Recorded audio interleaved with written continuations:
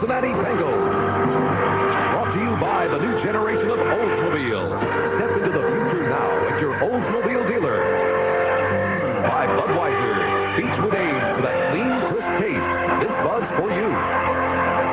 And by AT&T, the right choice. Good afternoon, everybody, and welcome to Riverfront Stadium. Today, the Cincinnati Bengals hosting the Houston Oilers. The weather, well, it's on the cool side. We've had rain. The forecast is for more.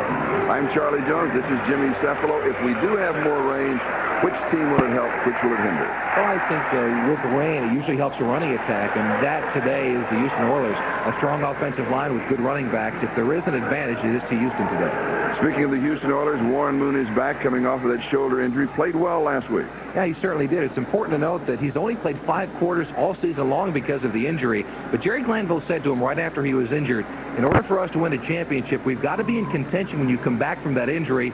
And they did that. The Oilers went 4-2 while he was injured, and they are in contention today. Also, it opens up the offense now that he's back on track. They use a 4-receiver offense. They did not use it often because they did not have enough confidence in their backup quarterbacks before. For the Cincinnati Bengals, Boomer Esiason having a great year up until last week against New England. Yeah, but that is a bit misleading. He threw 5 interceptions last week, but some balls were tipped. He threw a Hail Mary pass at the end of the contest, which was intercepted. He's a good quarterback, maybe the most accurate in football today, and he has an innovative offense in which to run. They use a no-huddle set in which they come right to the line of scrimmage without a huddle. They use something called a sugar huddle, short and sweet, about 4 yards behind the line of scrimmage. Interesting contest today. This is a showdown in the Central Division, but how important is this game? Very important. Important to Houston because if they lose it, they'd be 2 games back. Important to Cincinnati because if they lose 2 in a row, it would mean that the confidence built up in that 6-game winning streak would be lost. Here are the standings in the Central Division. Cincinnati on top with a 6-1. Houston just a step behind them with a record of 5-2. Cincinnati won the toss. They'll be receiving, and that means that Tony Zimbejas will be kicking off. And this kickoff is sponsored by Budweiser, the king of beer. Ira Hillary is the deep back on the return. And will be taken on the near side at the 14-yard line by Barney Busby. And so Cincinnati will go to work very quickly. And they will come out in their attack mode. They will not be going to a huddle. Quickly here as they look at the offense. We'll try and get as much in as we have time. Esiason, Brooks, Woods, McGee, Brown, and Holman. They are setting up a huddle now. Munoz, Reimers, Kazurski, Montoya, and Walker, that offensive line. And so Cincinnati using a huddle here as they start from their own 23-yard line. Ickey Woods is the remaining back, 2 tight ends. Esiason dumps it off to Ickey Woods. The coverage was there deep. 33, maybe the 34-yard line. Could have 11 and the first down. And Cincinnati opens with the first down. They are not going with a huddle. Childress, Smith, and Fuller. Lyles, Grimsley, Smith, and Meads. Brown, Allen, Bostic, and Donaldson. We got them in. I didn't think we'd have time to do it. Actually, Charlie, this attack mode takes a little bit longer than a normal huddle, but they like it up there because it forces the defense to be in a ready position the entire time. Boomer looks left and back to the right side and is on target. He goes to Eddie Brown. Back-to-back first downs. Houston 41-yard line. Well, this is what I talked about when I mentioned the accuracy of Boomer Esiason. This was going to be a play where he hit a quick slant, but it wasn't open. They were in a double zone where the cornerback is rolled up, and Eddie Brown adjusted to it going down the sideline, and Esiason had to get it just beyond the outstretched arms of number 24, Steve Brown. 25 yards, Houston 41-yard line. Double tight end, Riggs and Holman. Ickey Woods, the remaining back. Ball is loose, and a scramble for it. And Cincinnati recovers. It was close. Houston had that opportunity and couldn't find the loose ball. Now, this is a problem Ickey Woods has been having. He fumbled a week ago against New England. He slipped on the turf several times. It's been rough for the rookie in the last go 4 or 5 quarters. It's a good handoff by Esiason, but Ickey Woods actually reached for the football. That's not what you want to do. You let the quarterback stick it in there. A chance for Bostic to get it. Ickey Woods slips in there and almost gets it back. And a good play by Esiason to force the ball out of bounds. Actually, he got it just before it went out. So Esiason recovers the fumble. The ball goes back to the 46-yard line. We call it the 45, second down and 14.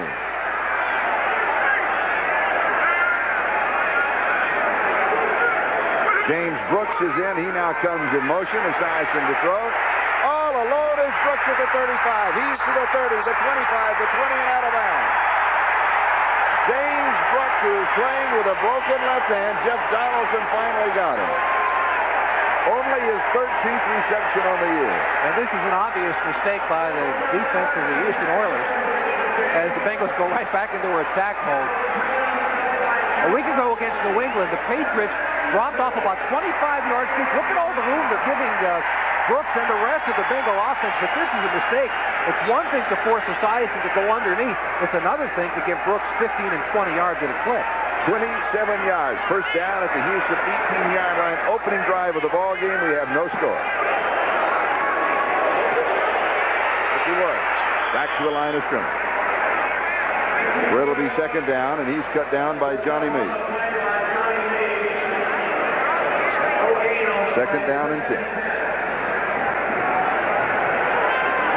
We saw Woods at the Hula Bowl a year ago, Charlie, if you remember, and the scouts then were telling us that he was a player to be reckoned with, big and strong, good speed. He's shown terrific instincts as a fullback in this offense. However, he's got to be able to hang on the football if he's going to be effective in the NFL.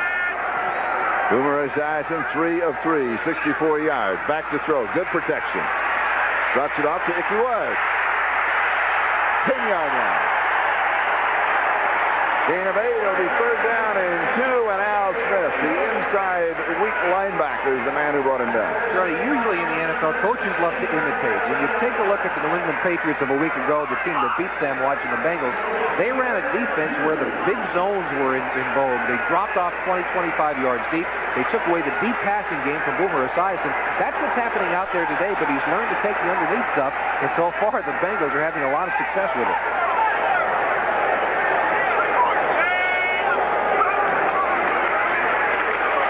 First down, 4-yard line, maybe the 3, Ickey Woods. Patrick Allen finally stopped him. They'll mark it at the 3, a gain of 7. It'll be first down and goal to go. The Bengals usually like a quick trap. Let's see if they do it now with Ickey Woods. No, it's not just straight blocking down front. Good block in front by number 65. That's Max Montoya, allowing Woods to get the first down. Number 31, Ickey Woods, and number 32, Stanley Wilson, now joins him in the backfield. So you have 2 fullbacks at running back. And Holman is the flanker. So they go with a big offensive front, first down and goal to go. The second back through is Ickey Woods. Behind Stanley Wilson, 1-yard line. It'll be second down and goal to go. Patrick Allen, with a lot of help, makes the tackle at the 1-yard line. We have not had a flag in the ball game with 9:58 and counting time remaining, first quarter opening drive. And that's important for Houston. They are averaging more than 100 yards per game in penalties. That means that the other team has a 100-yard advantage right at the get-go, and it's important for them to stay clean this afternoon. Ickey Woods, touchdown.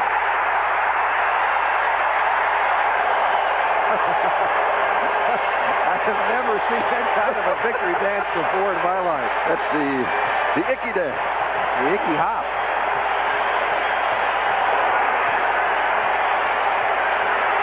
A 77-yard drive in 9 plays.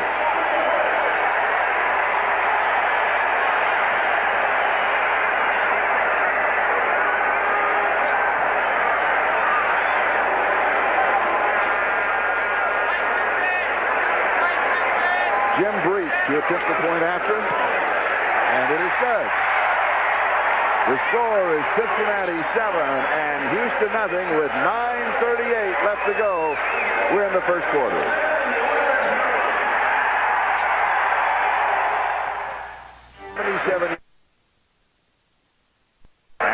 Johnson will be kicking off for Cincinnati.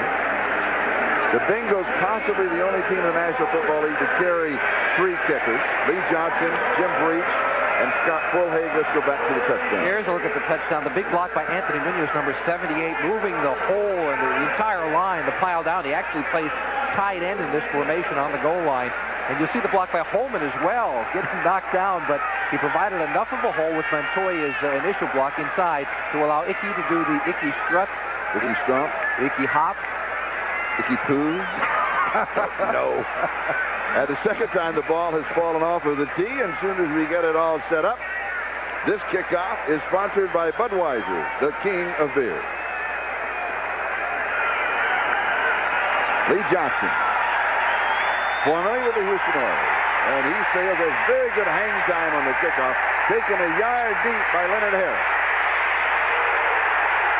The ball pops loose. Cincinnati says they have it. They come up with it. The play may not have been blown dead.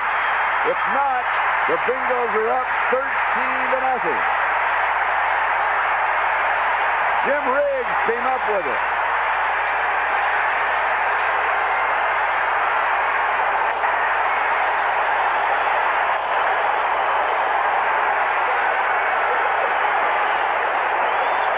Officials are marking the ball at the 2-yard line. It is going to be a touchdown.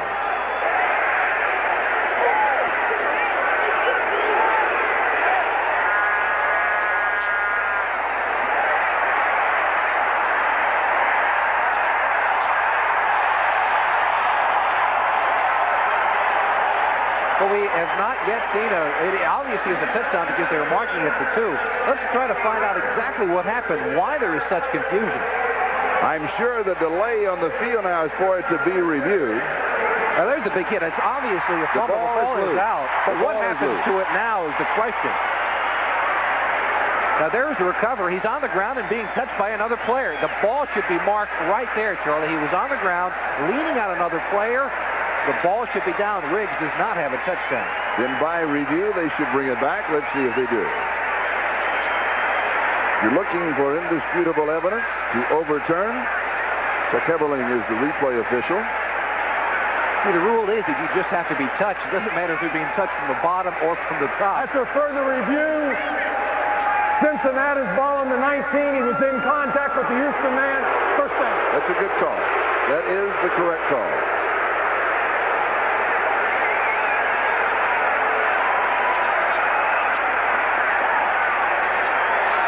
So the fumble recovery by Jim Riggs, and Cincinnati has the ball at the Houston 19-yard line, first down. There's another look at it. Now again, there's no question about the fumble. That's not where the dispute comes in. It's a good hit by the entire pile. When the ball is loose, now here's the point. Riggs falls on it, number 87, and the player underneath, who can't get his number, is in contact with him. That means the ball is down, both his knees are there, and so it's a good call by the officials. The Bengals ball at the 19-yard line, first and 10. And Xavier Esiason goes right to the end zone. Collinsworth is in as the receiver. A flag is down, end zone. It is caught. No. Collinsworth, right on the back edge, did not come down with both feet in bounds. There is a flag on the play. Patrick Allen had the coverage. But Esiason had a couple of choices, Charlie. 2 people were wide open in the end zone. Let's take a look at his feet. Got to get both of them in, remember, and you can't tell from that angle because he's being obscured by number 29, Patrick Allen. 79, first down. And another flag. There is another flag. Go ahead. Can we see that again, Charlie? 2 more flags have flown in the discussion that's going on live on the field. To the goal line. That's on Doug Smith of the Houston Oilers. And let's take a look at it again. It's initially obscured by number 29, Patrick Allen, but that's 1 foot. That's 2 feet. That is a catch, and that is a touchdown. The official says no. Now that can be reviewed, whether or not he is in bounds. Meanwhile, with the flags in the penalties against the Houston Oilers. The ball has moved to the 7-yard line, and it's going to be first down and goal to go. And apparently the officials are not reviewing that catch. I'm surprised. Either that or they reviewed it and already made a decision. Now, a week ago, Chris Collinsworth had a touchdown taken away when a play was allowed to stand, when a touchdown was obvious by the replay, according to many observers, including me. Seems like it's happened to him again. And here's Brooks. Touchdown.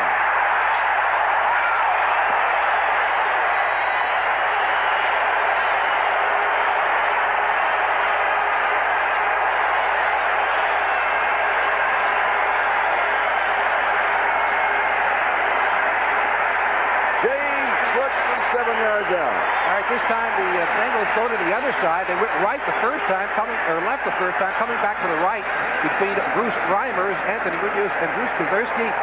And that touchdown that was taken away from Chris Collinsworth really doesn't matter because Brooks gets it on the very next play. It matters to Collinsworth. It sure does. And the extra point is good. And Cincinnati is up 14-0. The second touchdown coming only 28 seconds after the first. Back for the kickoff. Just a couple of minutes late. New Orleans on top of the Raiders by 3. No-score Giants in Atlanta. Tampa Bay up 3 over Minnesota. No-score England Buffalo. Pittsburgh leading Denver. Oh, early upset working. Dallas in front of Philadelphia. There's another. That's a big grudge match. No-score Detroit, Kansas City. And here it is Cincinnati 14, Houston nothing. There's still 9 minutes and 10 seconds left to go in the first quarter, and Lee Johnson will be kicking off again. This time, Kenny Johnson, no relation, is the deep back on the return. It was Harris who fumbled at the 19-yard line. That was recovered by Cincinnati. And this is taken at the 8-yard line on the far side by the left wing, Alan Pickett. And Houston will finally move on offense for the first time. Ed Brady made the tackle. Warren Moon, Highsmith, Rozier, Hill, Gibbons, and Williams as we look at the offense. Davis, Munchak, Pitchen, Matthews, and Steinfield. So Houston at their own 25-yard line, first down. This could be a problem for Moon. He's been standing on the sideline since pregame warm-ups. Remember, 2 successive offensive formations for the Bengals. And because of the injury to the shoulder, he may be a little tighter than he wants to be as the game begins for him.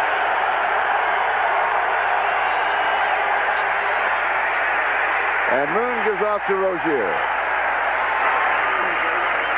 4 yards to the 29. It'll be second down and 6. And, of course, last week against New England, Rozier was the load offensively, and particularly in the opening drive. McClendon, Crumley, and Scow. Crumley and Scow teamed up in the last half. So White, Zander, Kelly, and Williams, and there'll probably be Barker in there rather than Kelly. Billups, Thomas, Fulcher, and Wilcox in the secondary. Second and 6 at the 29.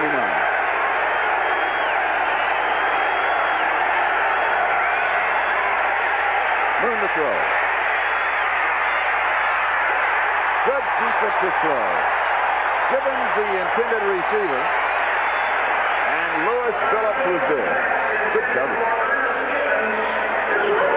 Third down and 6 at the 29. Now Moon went into a pack pitch, or he had the zone coverage back there. See 3 players all along the line and 24 Billups. There was really no chance for Ernest Gibbons, number 81, to get that pass. Moon should have really tossed it out of bounds. A dangerous throw.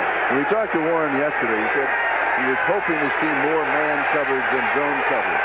But in a man coverage, you see that he could break the big one. Saw Joe Vandal, the head coach of the Houston Oilers. Their record is 5-2. Cincinnati is 6-1. Moon to throw. Intercepted. Cincinnati has the ball.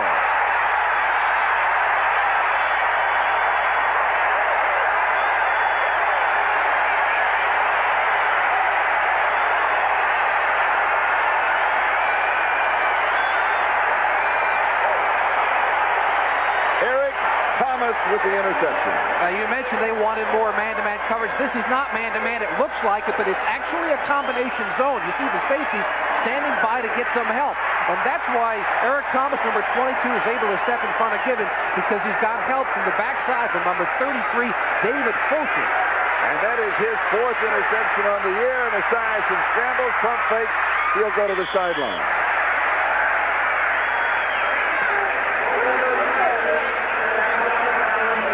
That's the danger with that defense, Charlie. When you look at it as a quarterback, if you read man-to-man coverage, you're in trouble, because the defenders underneath have got help deep, and they don't have to worry about the deep route. And that's what really allowed Eric Thomas to cut underneath and make that interception. They'll mark at the 35-yard line, so it's a gain of 1 as you watch Sam Whiteshead, coach of the Cincinnati Bengals. 2nd down and 9. 2 turnovers, a fumble recovery, and an interception. Cincinnati leading 14-0. Ricky Woods slides down the line, slides all the way to the 31-yard line. He has 4. It'll be 3rd down and 5 as Al Smith makes the tackle.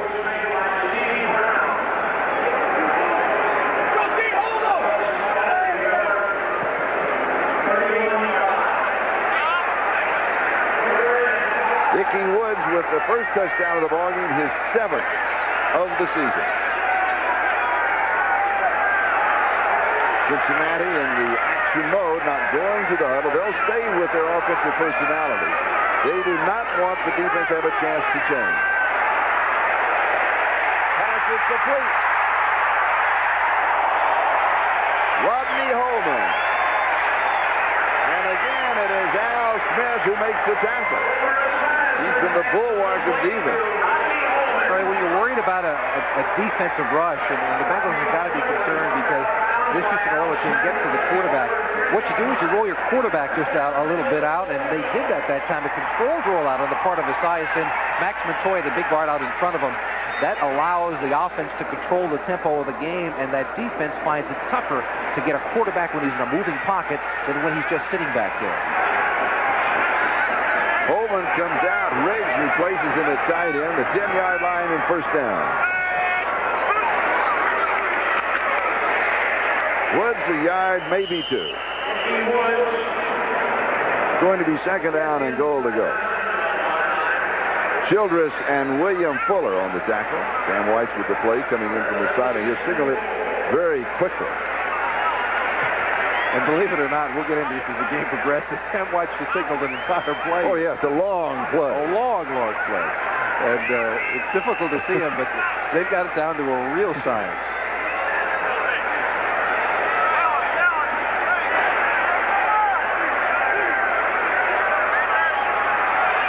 10 seconds on the 45-second clock. 2nd down, goal to go. 9-yard line. Riggs in motion. And here is Brooks cutting back. And he makes a touchdown. Brooks has his 2nd touchdown of the ball game.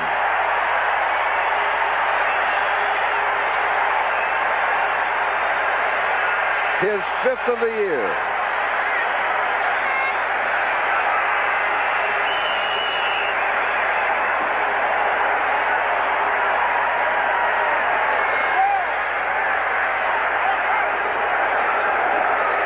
The opening drive of 77 yards, a fumble recovery, an interception, capitalizing on both of them, and now Breach to make it 21-0.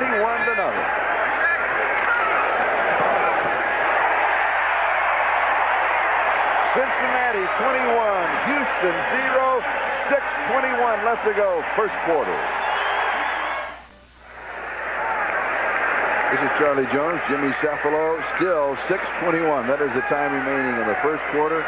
Cincinnati with an opening drive of 77 yards in 9 plays, and then capitalizing on a fumble recovery and an interception in front of Houston, 21-0. Lee Johnson kicking off.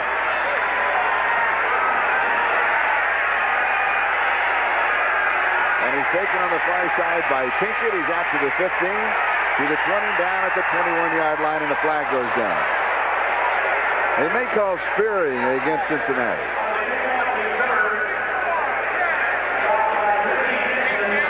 Personal foul, number 94, 15 yards, 1st down. That's on Rich Romer of the Cincinnati Bengals. It appeared the hit came in just a little bit late, Charlie. Romer, number 94, he's the one that the penalty was called on. He's down, and he sure did. The head came in first. And so the ball comes out to the 36-yard line. This is like a chorus line. Watch, and a 1, and a 2. The whole offensive line is going down step, and that allows Brooks to cut behind him. What perfect synchronization on the part of the Bengal offensive line. Watch him, Montoya, Reimers, Kazerski, Walter, and Munoz. And hey, I may be old, but I can run through that line too. Back to live action. Moon to throw. First down from the 36-yard line. He goes deep. Underthrown. Tip. Incomplete. He's going to Drew Hill. Solomon Wilcox was the first man there for Cincinnati with the coverage. So it's second down and 10 back at the 36-yard line. And if you're wondering if Warren Moon was having any problem with that shoulder injury and he unloads this one, obviously he is not. Well, he does unload it, Charlie. I don't know if he got it as far out there as he wanted to, but again, that was not man-to-man coverage. It appeared to be, but there was that center fielder. And I think Sam Watch and the Bengal defense is going to try to keep a center fielder out there all day. They don't want Moon to get that man-to-man coverage that he so desperately needs. Moon missed 5 weeks with a fractured scapula. That's the shoulder bone on the right side. He said it is healed, but the muscles around it have not healed completely. That still bothers him some. Second down and 10. Rozier, 48-yard line. Gain of 12 and a first down. And of course, the trap here for the Houston Oilers is to try and get it all back at once. 10-minute ticker. Raiders trailing. Giants, Atlanta, no score. Minnesota now leading Tampa Bay 7-3. New England on top of Buffalo in the first quarter. That's interesting. 7-0. Pittsburgh 14-0 over Denver. John Elway not playing in that ball game. Dallas 7, Philadelphia 0, no score, Detroit and Kansas City. And here it is Cincinnati 21, Houston 0. 5 minutes and 18 seconds now left to go in the first quarter. Houston's second opportunity. On offense, it is dropped. Ernest Givens.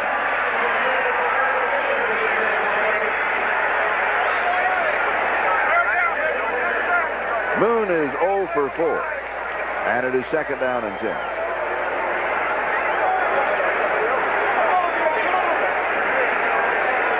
While Moon was hurt, Givens had problems catching the ball. Had it at the beginning of the game last week against New England, but Moon came right back to him, and he caught a few balls. Yeah, in the previous 3 weeks before last week's contest, Givens only had 2 catches, and he's been their leading receiver for much of the time he has spent in Houston. So he really needs Warren Moon to come back to him right now. And you expect to see that. Meanwhile, he goes to Rozier. He cuts off the left side, goes to the 44-yard line of Cincinnati. Picks up 8. It'll be third down and a couple. Tim Thumrai, the Pro Bowler nose tackle. And the leading tackle for the Bengals is the man who made the stop. A year ago, Givens and Drew Hill were the 2 most productive receivers in football as a combination. And now with Warren Moon out of the contest, they've not been as productive, and it's going to cost them in the bank because both had incentives for 1,000-yard seasons, and they are not on pace to do that because of the injury to Warren Moon. Are your feet warm? They are getting warmer. We have a nice heater here that we stolen. It's underneath the counter. Third down and 2. It's a little chilly. It's damp. The temperature did not get to 50 like we thought that it would. It's about 42 degrees. Rozier is dropped by Jim Scow.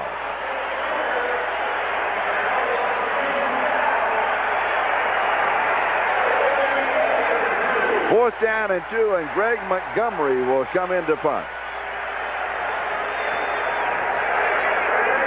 And Eddie Brown is set to return. In the first quarter, Houston with 16 offensive plays. Excuse me, with Cincinnati with 16, right? Houston with 9. The story of the ball game, of course, thus far, long drive, 2 turnovers. Good kick. Fair catch. Taken at the 21-yard line by Eddie Brown. And so Cincinnati will move on offense for the 4th time in the ball game. They lead 21-0. During a timeout, the team comes to the sideline. Notice the graphic, 21, the most points that the Cincinnati Bengals have scored this season in the first quarter. As a matter of fact, they had only scored, prior to this ball game, 23 points total in the first quarter all season. So Cincinnati goes to the 21-yard line. First down, and of course, while they're in the sideline, they call that first play. And it is Brooks to the 24. And it will be second down and 7. I'm sorry. When we asked Sam Watch yesterday why he brings the whole team over, he said, well, why not? I've got to relate to one player who's going to go on the quarterback and relay it again. No, it's like in basketball. They don't send a guard over. He told us, and he goes back and tells the team what defense to play. I'll bring the whole team over, and I'll explain it to them. When he first started it, he really confused the officials. They wanted to find out if it was legal. And the answer, of course, it is. Second down and 7, and again, Cincinnati in the action mode. Childress with that last tackle. They are not going to the huddle.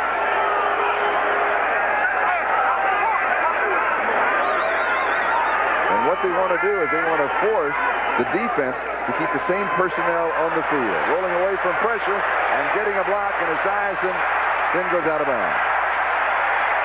And he's going to go out. Let's see where they'll mark it. They'll mark it at around the 33 or the 34-yard line.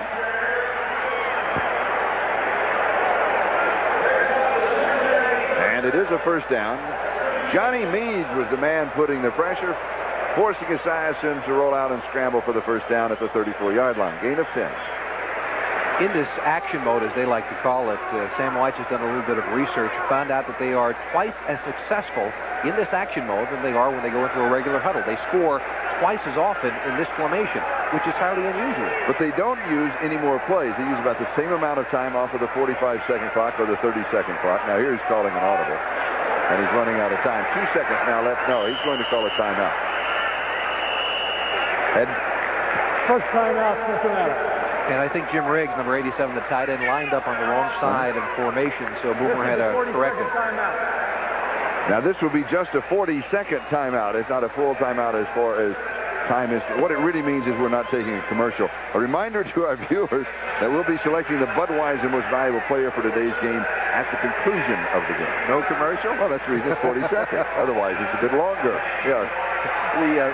There's our score, and just 2:40 left. And what it also means is that we've got all of our commercials in the first quarter. It's a little inside television. Interestingly enough, when they go into that action mode, and Jerry Glanville has had to try to defend it. He likes it. He likes to defend against it. Yeah, well, I'm not. He told us that, but I'm not so sure I believe him. Oh, yeah, I think so, because it's like a chess game. You know, what are they going to do? What can we do? How can we counterbalance? Yeah, well, if you asked him right now if he's enjoyed defending it this afternoon, he'd probably say he's no. Down 21-0. What it does is their defense. The defense has to be ready all the time when they're standing up there, because you never know when they're going to snap the ball in a quick count. Ooh, look at the first down. If you would. And again, it is Ray Childress who leads the defense. 38-yard line, second down and 6. Ray Childress, number 79 for the Oilers. There he is, second in from the left. Now watch him. He gets double team, actually, pushed down the line of scrimmage, but he fights through. That's a tremendous play on the part of Childress to get in on the tackle after being double teamed by the right side of that Bengal offense. Montoya and Walter, they're big people to fend off. Second down and 6. Meanwhile, you have the feeling that Esiason could kind of go from player to player and whisper, this is what we're going to run. Play action. Good protection, and he goes deep. And it is incomplete. Tim McGee, the intended receiver, and he ran into some problem in the secondary. Could not pop loose. Good coverage by Keith Bostic. And his third down and 6. We'll take another look. Let's take a look at it from the defensive end of the Houston defense. This is Jeff Donaldson, number 31. He's playing center field. That's his entire job, just sitting back there waiting for it to happen. And he really gets turned around and then bumped by the receiver. They could almost have called offensive pass interference if they wanted to. Tim McGee was running downfield, but it was Donaldson also that got his feet tangled up. His job is just to play center field and wait for that big rainbow pass to come down to him. Third and 6. Claxton fires, it's caught, first down, 49-yard line. A falling reception by Chris Collinsworth. That is only his 4th catch of the year. He's been bothered by an ankle and a groin injury. Patrick Allen had the coverage for Houston, a gain of 11, first down at the 49. And the crowd reacts to him. He's a favorite here in Cincinnati, and because of the injury, he has not been able to play much, as you mentioned, Charlie, but they love to see number 80 catch the football in Cincinnati. The score, Cincinnati 21, Houston nothing, with 1 minute 15 left to go. Double reverse, fake to the double reverse. Brooks keeps it, and he is upended. Good defensive play by Steve Brown. Let's check the 10-minute ticker. New Orleans leading the Raiders 3-0. Atlanta by the same score over the Giants. Minnesota Tampa Bay scored again. New England Buffalo tied at 7. Pittsburgh 17-0 over Denver. Dallas in front of Philadelphia 14-0. Kansas City leading Detroit 3-0.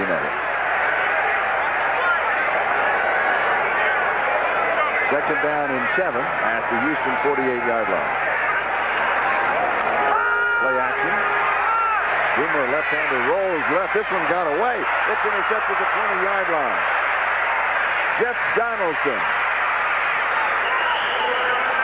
Boy, Boomer hit the only man who was open and hit him perfectly. Well, we mentioned earlier where we watched Donaldson as we have the normal pushing and shoving on the field. Donaldson was playing that center field, waiting for any long throw, something that was overthrown. This time Esiason gave him just what he wanted. He was trying to go to Collingsworth underneath, but was a little high with the pass. Watch it, number 80 will come into your screen. Collingsworth, well overthrown. Oh, yeah. My goodness. And there he is, looky. Donaldson playing center field, picks it off. And a 23-yard interception return. And Houston has the ball at their own 43-yard line. Pretty good field position.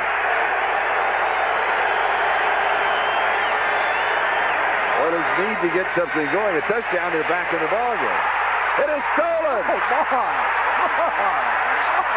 Leo Barker. Touchdown, Cincinnati.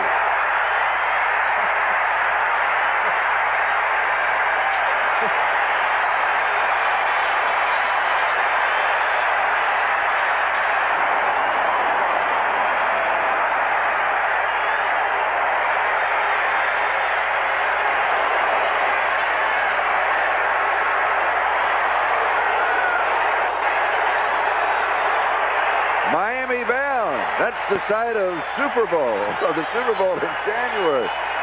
Ooh.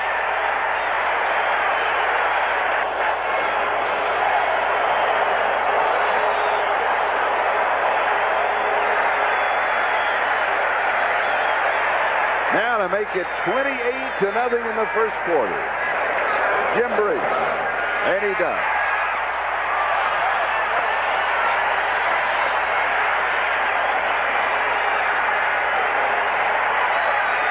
Have you seen that before? Now, this is a misdemeanor, Charlie, because he got pickpocketed. Yeah. I mean, look at that. What great reaction on the part of Leo Barker, number 53. It actually was tipped by someone else, but Barker with a good reaction to pick it off and get into the end zone. 34 yards on the interception return.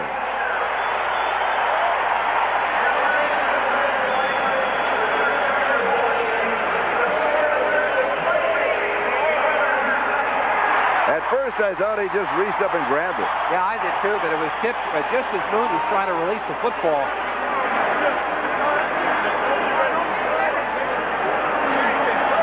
The most points they've ever scored in the first quarter in the history of the Cincinnati Bengals. Their previous high was 27, so they have a new record by 1. And Sam White told us yesterday his team was really ready and prepared. He said when he'd go into a meeting and try to give him that little motivational speech that coaches normally give, they were all sitting on the edge of their seats, and they had that blank stare about them. This is a real rivalry in the Central Division.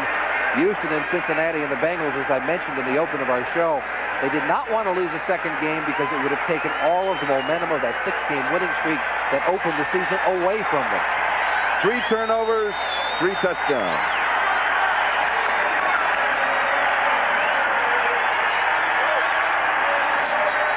And Johnson kicking off with 9 seconds to go in the first. And here's Kenny Johnson on the return, the 25, the 30-yard line. Fumble. Cincinnati has it again. Oh, they're going to rule it dead. They're going to say the ground caused the fumble.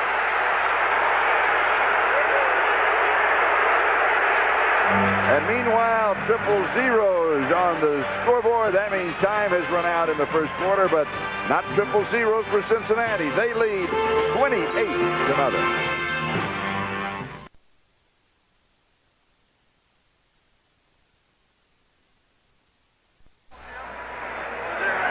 And on the left, the head man of the Cincinnati Bengals, Paul Brown. And let's go back to the kickoff return. Yeah, Kenny Johnson, number 22. The Bengals thought they had this fumble recovered, but I think from this replay, it'll show that he actually was on the ground when the ball popped out. There you see he is down. At least it's inconclusive. The ball then pops out, and so they cannot overturn that. But he was just obscured right at the very last second, but it did appear that he was on the ground, and the ground caused the fumble. I think it's a good call. I do too. So Houston at their own 30-yard line, trailing 28-0. Warren Moon, 2 interceptions. He's yet to complete a pass. Is that right? He's 0 for 5.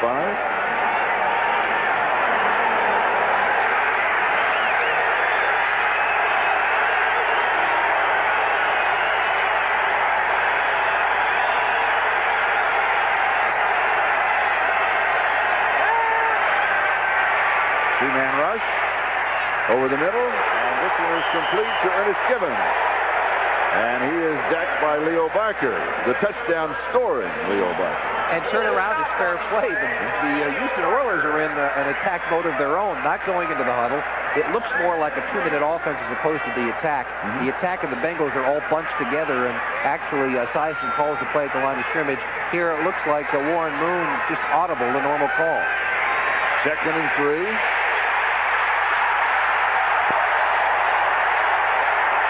First sack of the ball game, and Reggie Williams got it, and that's his first of the year.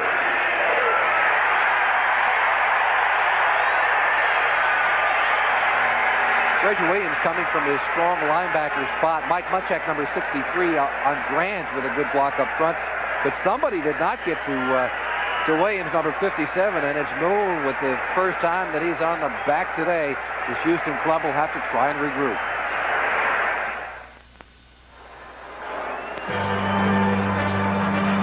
Today's game is brought to you by Ford and your Ford dealer. Have you driven a Ford lately? By Wendy's Old-Fashioned Hamburgers, the best burgers in the business. And by the U.S. Armed Forces. It's a great place to start.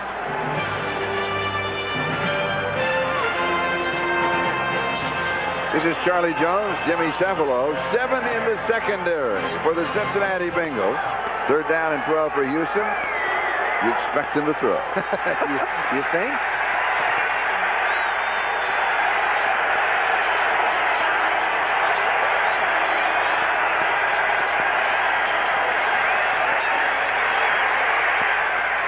Pass is right now they're going to rule it incomplete, but the official that was standing there, I'm surprised the umpire, John Keck, did not rule it incomplete immediately, almost as if he thought it was a reception and a fumble.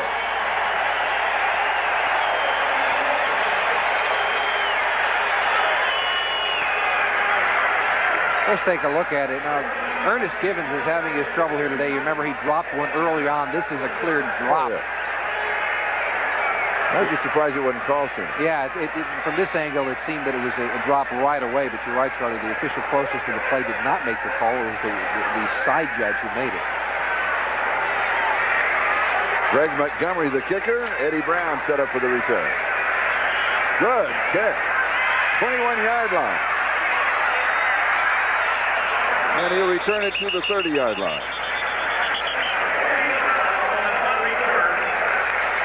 Chris Dishman was down to make the tackle on the special team. 53 yards on the kick.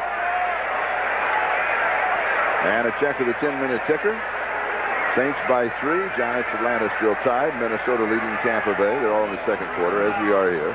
Buffalo leading New England now by 3 as the Bills have come back. Pittsburgh still in front of Denver, 17-0. And again, John Elway not playing in that ball game. Dallas on top of Philadelphia, 17-0. And Kansas City leading Detroit, 3-0. Here it is Cincinnati 28. And Houston, I think, with 14:08 left to go. First time.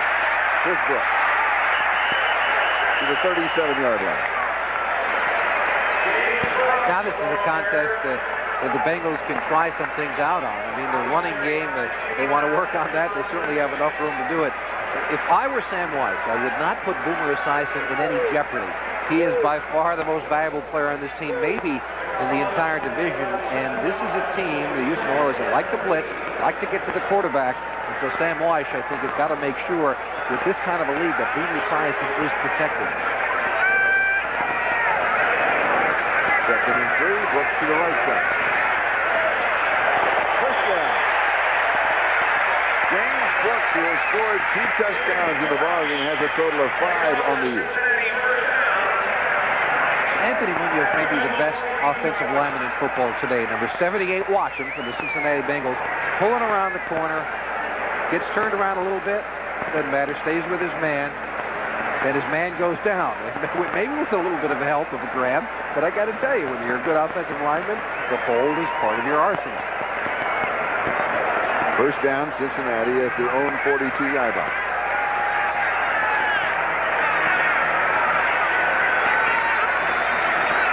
Icky Woods slides through to the 46. So he has 4. It'll be second down and 6. Doug Smith makes the tackle. Well, let's see what happens to Munoz this time. He's blocking strong. Hey, that's a good block. It's another one going against Fuller, number 95. Even though Munoz winds up on the ground, he's using his hands extremely well.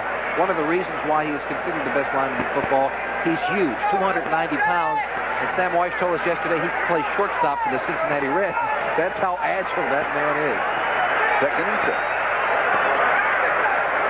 Cincinnati up 28-0. Running a little time off the clock here in the first half. Icky Woods again. William Fuller with the tackle. Charlie, the Houston Oilers can't allow this to continue. I mean, when you're down 28-0, obviously the Bengals are going to try to run the football, but they're taking too much time off the clock and they're moving downfield. I think Jerry Glanville has to start blitzing somebody into a hole, try some games with the defensive line to try and stop this running attack, because they cannot allow the Bengals to move downfield and take off 6-7 minutes of the clock.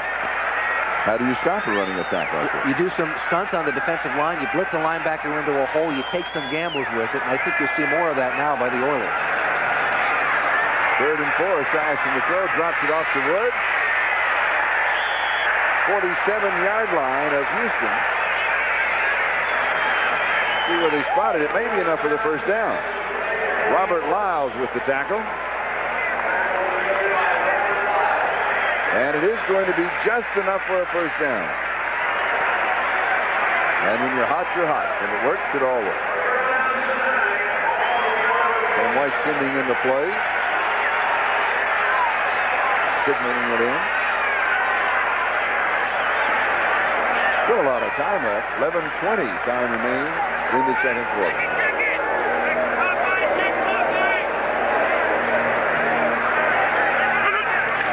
Riggs in motion. He in reality the lead blocker. Brooks behind him to the 39-yard line.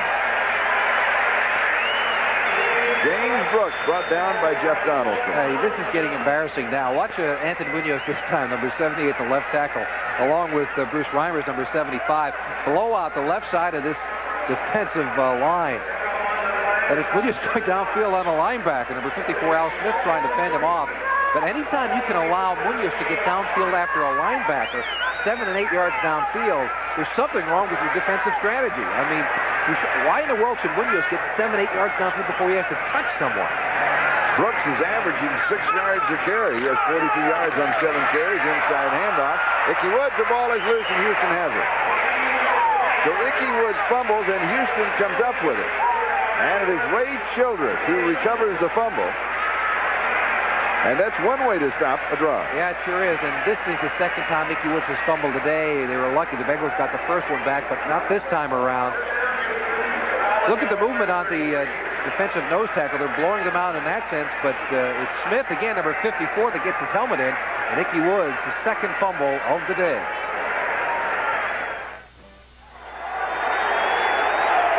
Cincinnati out in front, 28-0. Childress just recovering the fumble for the Oilers. And Houston has a first down just outside their own 32-yard line. Cincinnati is now a 4-man rush and 6 in the secondary. Now, you should be able to run against that defense. That's exactly what Houston has got to do.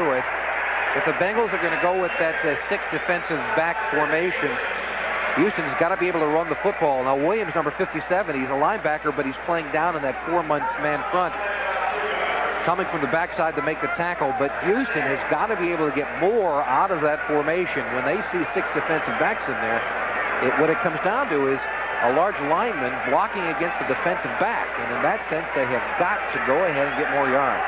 And that is the story of the game. 3 turnovers by Houston. Highsmith is back to block with Warren Moon in the shotgun, 2nd down and 7.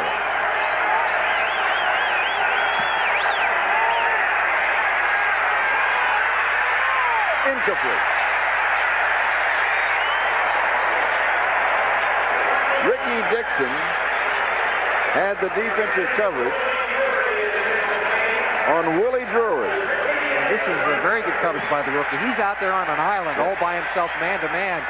And Drury's been around for a couple of years, and Dixon has not. Nice coverage, playing the bump and run. Updating the other scores, New Orleans still by 3, Giants Atlanta tied. Minnesota leading Tampa Bay 21-10. New England back in front of Buffalo. They've got one going there, 13-10. Pittsburgh now 24-0 over Denver in Pittsburgh. Dallas 17-0 over Philadelphia. Kansas City leads Detroit 3-0. Here it is Cincinnati 28 and Houston nothing. And the ball carrier is Mike Rozier. And a little bit of a trick play, Charlie. That shotgun snap went right to Rozier instead of a handoff from Moon. They just snapped the ball directly to the halfback in the formation. But Cincinnati, they can afford to sit back. Those trick plays are not going to work right now. Needed 7, got 5. It's 4th down. There it is. You see it right to the halfback. But when you're the Bengals in this kind of a lead, you're not going to be overly aggressive. And so those trick plays do not work. Montgomery to punt.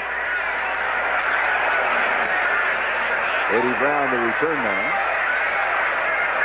And he'll let it go out of bounds.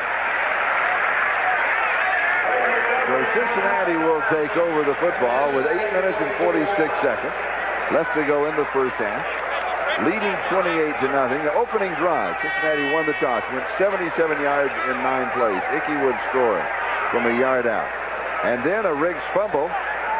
And James Brooks went in from 7 yards out, a 19-yard drive. A Thomas interception. Brooks scored again, this time from 9 yards out, a 36-yard drive.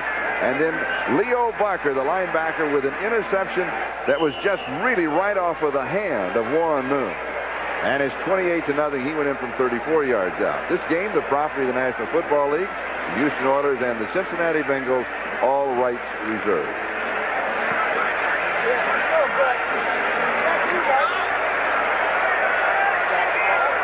Cincinnati at their own 22-yard line, first down.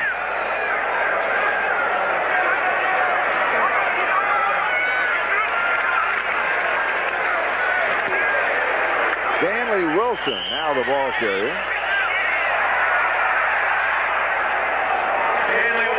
Well, I mentioned earlier that I thought Houston was going to have to mix it up a little bit defensively in order to take away this running attack. John Grimsley, the inside linebacker, number 59, made the play that time. There he is up front. He's still 4 or 5 yards off the ball, but he beats the block of Montoya, number 65, and gets in on the running play by Stanley Wilson. For the Bengals, this is their 6th offensive possession. They scored on their first 3. And then it was an interception and a fumble, and probably moving by the offensive line. And a game that's been relatively free of official flags.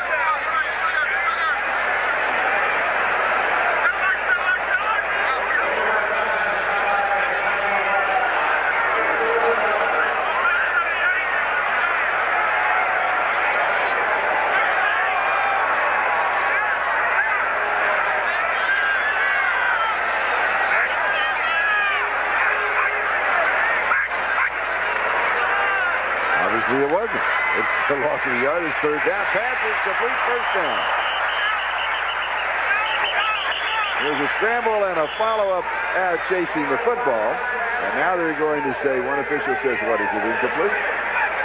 And John Grimsley is known for his speed and for his good hitting ability. That play very accurately thrown on the part of Esiason, by the way. But the receiver not able to hang on to it. And this is exactly why. Take a look at the pop. He did obviously drop the football, but Grimsley made the receiver Tim McGee paid for it. He's going to remember that hit for a long period of time. So it is incomplete, and that means it's Scott Quillhay who will be kicking to Kenny Johnson. Quillhay with a 36.6-yard average.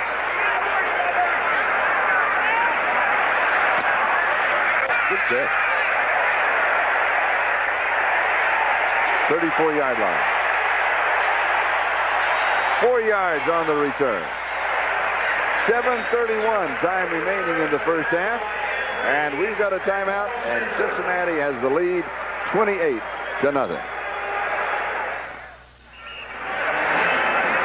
Jerry Glanville and Jerry Bergman, the head linesman, have had a very animated conversation during that timeout.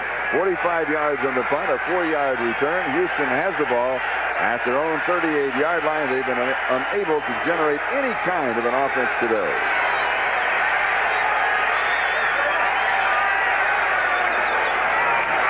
Rozier, the ball carrier, to the 41. A gain of 3. It's going to be second down and 7. For an update, let's go to Gail Gardner. All right, Charlie, speaking of routes, the 1-6 Pittsburgh Steelers beating up on the Denver Broncos.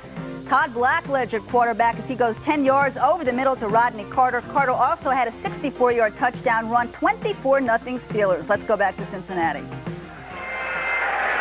24-0 there, 28-0 here. I don't think you'd have figured either of those scores coming into the ballgame. No, two really surprising scores, especially that one, I'm going to tell you. Yes. This is, the Bengals are a really good football team, but I'm surprised by that one. Rozier, I think Houston's a really good football team. I'm just surprised he made the early mistakes and the Bengals immediately capitalized on it. Well, that is a good point. That run there by Rozier, Charlie, is more of what the Bengals have got to stop and what the Oilers have got to do. When they put that 6th defensive back in the football game, the Oilers have got to get more yardage. That's the first time they've capitalized on it. David Fulcher with the last tackle, the ball at the 50-yard line. First down for Houston. Been a long time between first downs.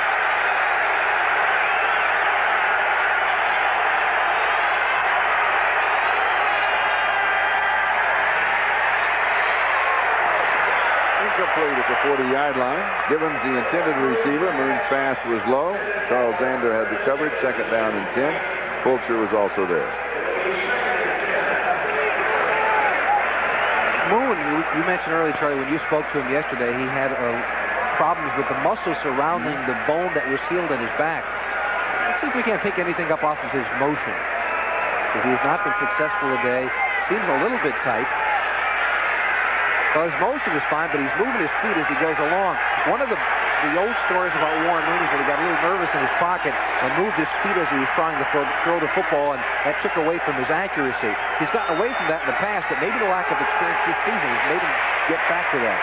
Rozier on the draw. It will not pick up the first down.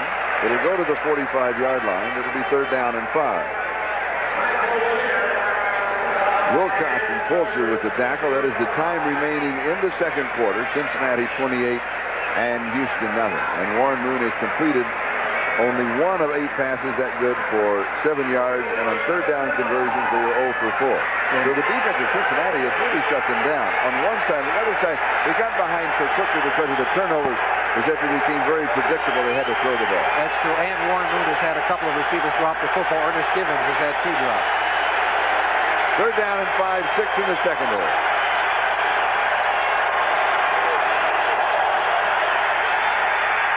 Moon has pressure over the middle, and this one is caught at the 36-yard line by Gibbons. He holds on, has the first down. Reggie Williams was putting the pressure on. Eric Thomas had the coverage. Gain of 9 and the first down.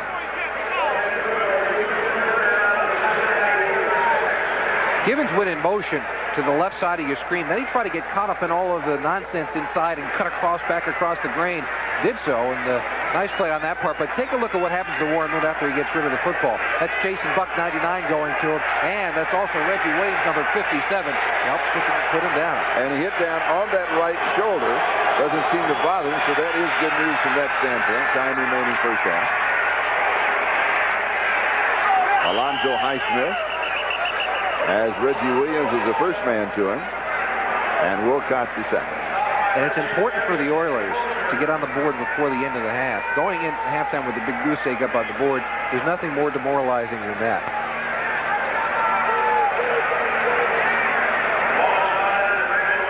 We mark it at the 30-yard line. So it is second down and 4. Well, Jerry Glanville looks surprisingly calm, doesn't he, on the sideline? I mean, he's down by 28 points. He's joking with the sideline official. And because he will receive the kickoff of the second half. He can get a score here and a long drive at the beginning of the second half. He is within 2 touchdowns and back in the ballgame.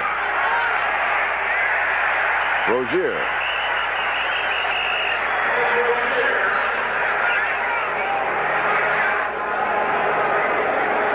It'll be third down and still a couple to go for the first down. Skip McClendon with the stop along with Tim Crumar. That 3rd and 2, the Oilers obviously in 4-down territory. They're not going to get the field goal, and they're not going to punt from this situation. So they really have got 2 shots to gain the 2 yards for a first down. And the third down conversion came outside at the 45-yard line just a minute ago. And they pick up the first down there. Third down and 2.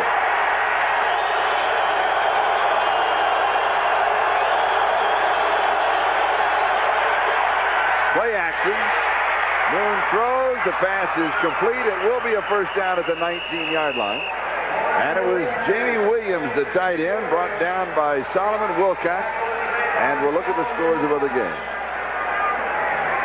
Raiders now lead New Orleans. Atlanta 7 in front of the Giants. Minnesota remains in front of Tampa Bay. New England by 3 over Buffalo. Pittsburgh 24-0 over Denver. Dallas, big over Philadelphia, 20-0. And Detroit leading Kansas City 7-3. We mark it at the 18-yard line, so a gain of 10 and a first down. 2:10 time remaining and counting. First down. Rozier just inside the 15-yard line, and Tim Crumry makes the tackle. The 2-minute warning will be given to both benches. The score is Cincinnati 28 and Houston nothing. We're being serenaded by Bird's Band here in Cincinnati. No relation to Larry. No, they'd have had nicer uniforms. Yeah, with a $4.2 million per year contract, I guess they would have nice uniforms. This is the 10th play of the drive for Houston. They started back at their own 38-yard line, now at the Cincinnati 15. And it is second down and 7. Highsmith.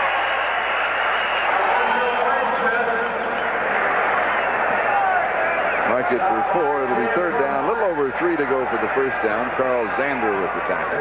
And Alonzo Highsmith, he's not been touching the football a great deal, at least this year. He's been used primarily as a blocker. And he's got a great deal of ability as a running back, but he's been used primarily as a blocker for Rozier. And Houston takes a timeout here, stopping the clock with 1:43.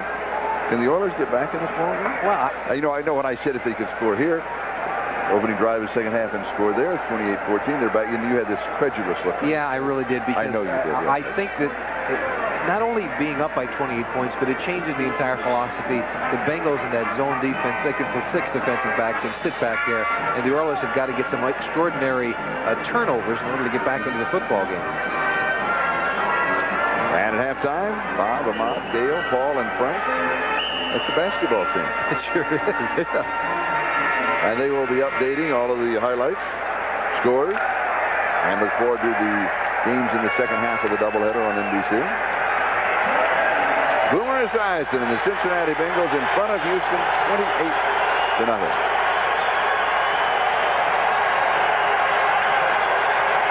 Now the crowd back into it at the end of the first half as Rozier goes to the 8-yard line.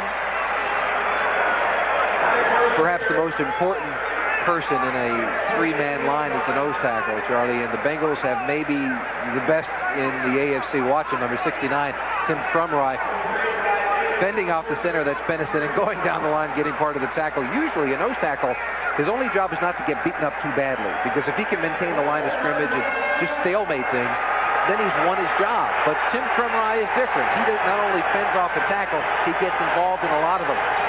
He led the Bengals in total tackles a number of times, as you just saw, and that's so unusual for a nose tackle to do that.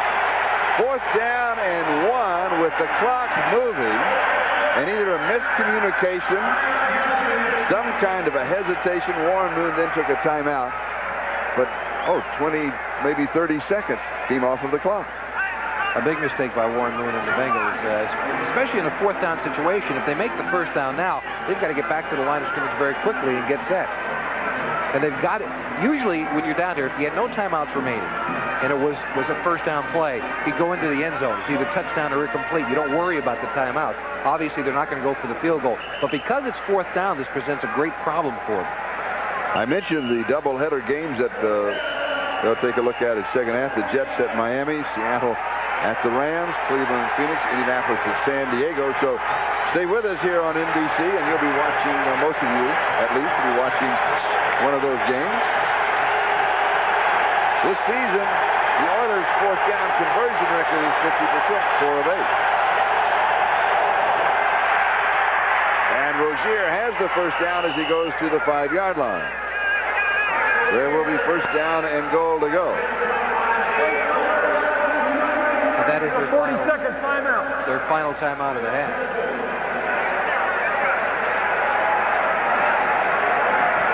And the next play will be the 14th play of the drive. 49 seconds is the time remaining. You're at the 5-yard line, no timeouts. Now, does that mean that you throw? Does that mean you have to throw all 4 times? No, not necessarily. You can run the football once if you really wanted to, but if I were the offensive coordinator, I would throw the ball 4 times into the end zone. You're either touchdown or you're incomplete, so the timeouts do not come into effect. You don't have to save the one to get the field goal team on the field, which is the usual procedure, because you're not going to kick the field goal.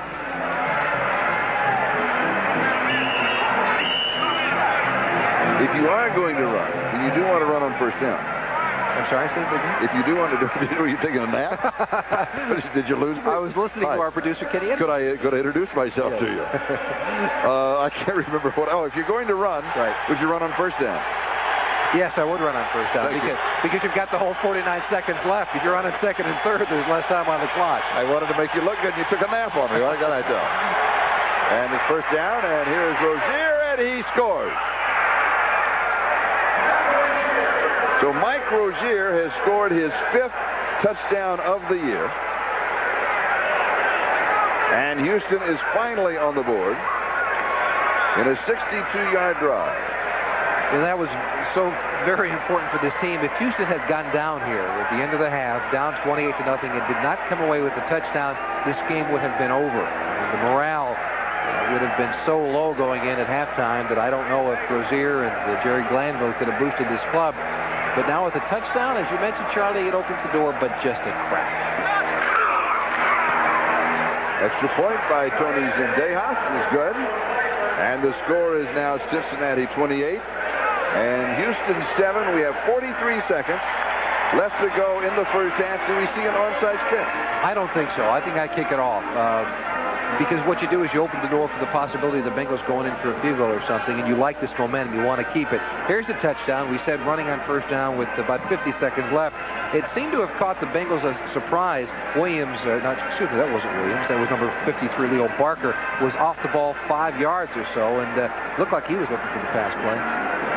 The drive took 6 minutes and 48 seconds, and the score is 28-7. I know I'm kind of milling around the idea of an onside kick.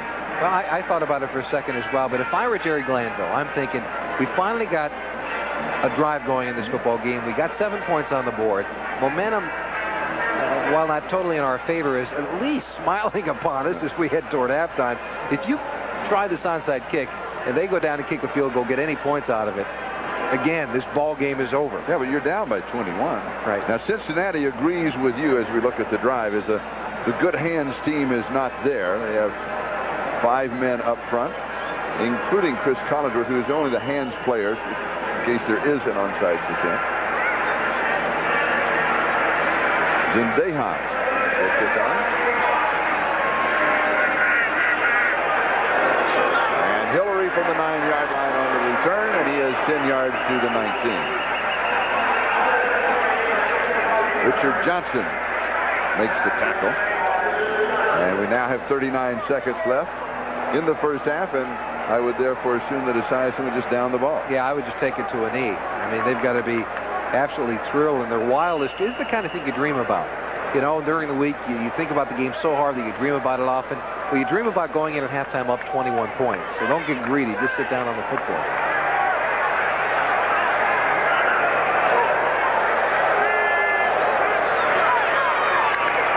Will fake inside, has a hole. He's out to the 30, to the 33-yard line.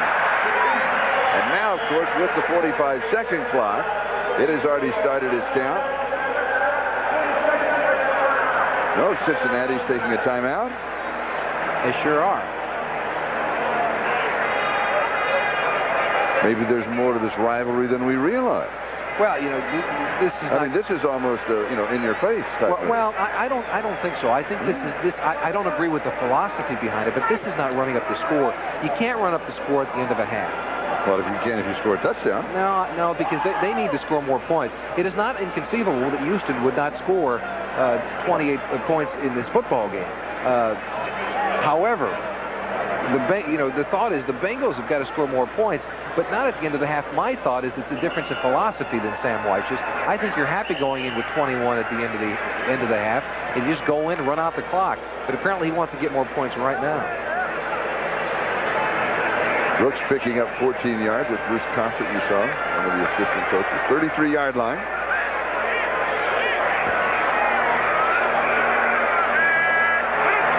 .31 seconds.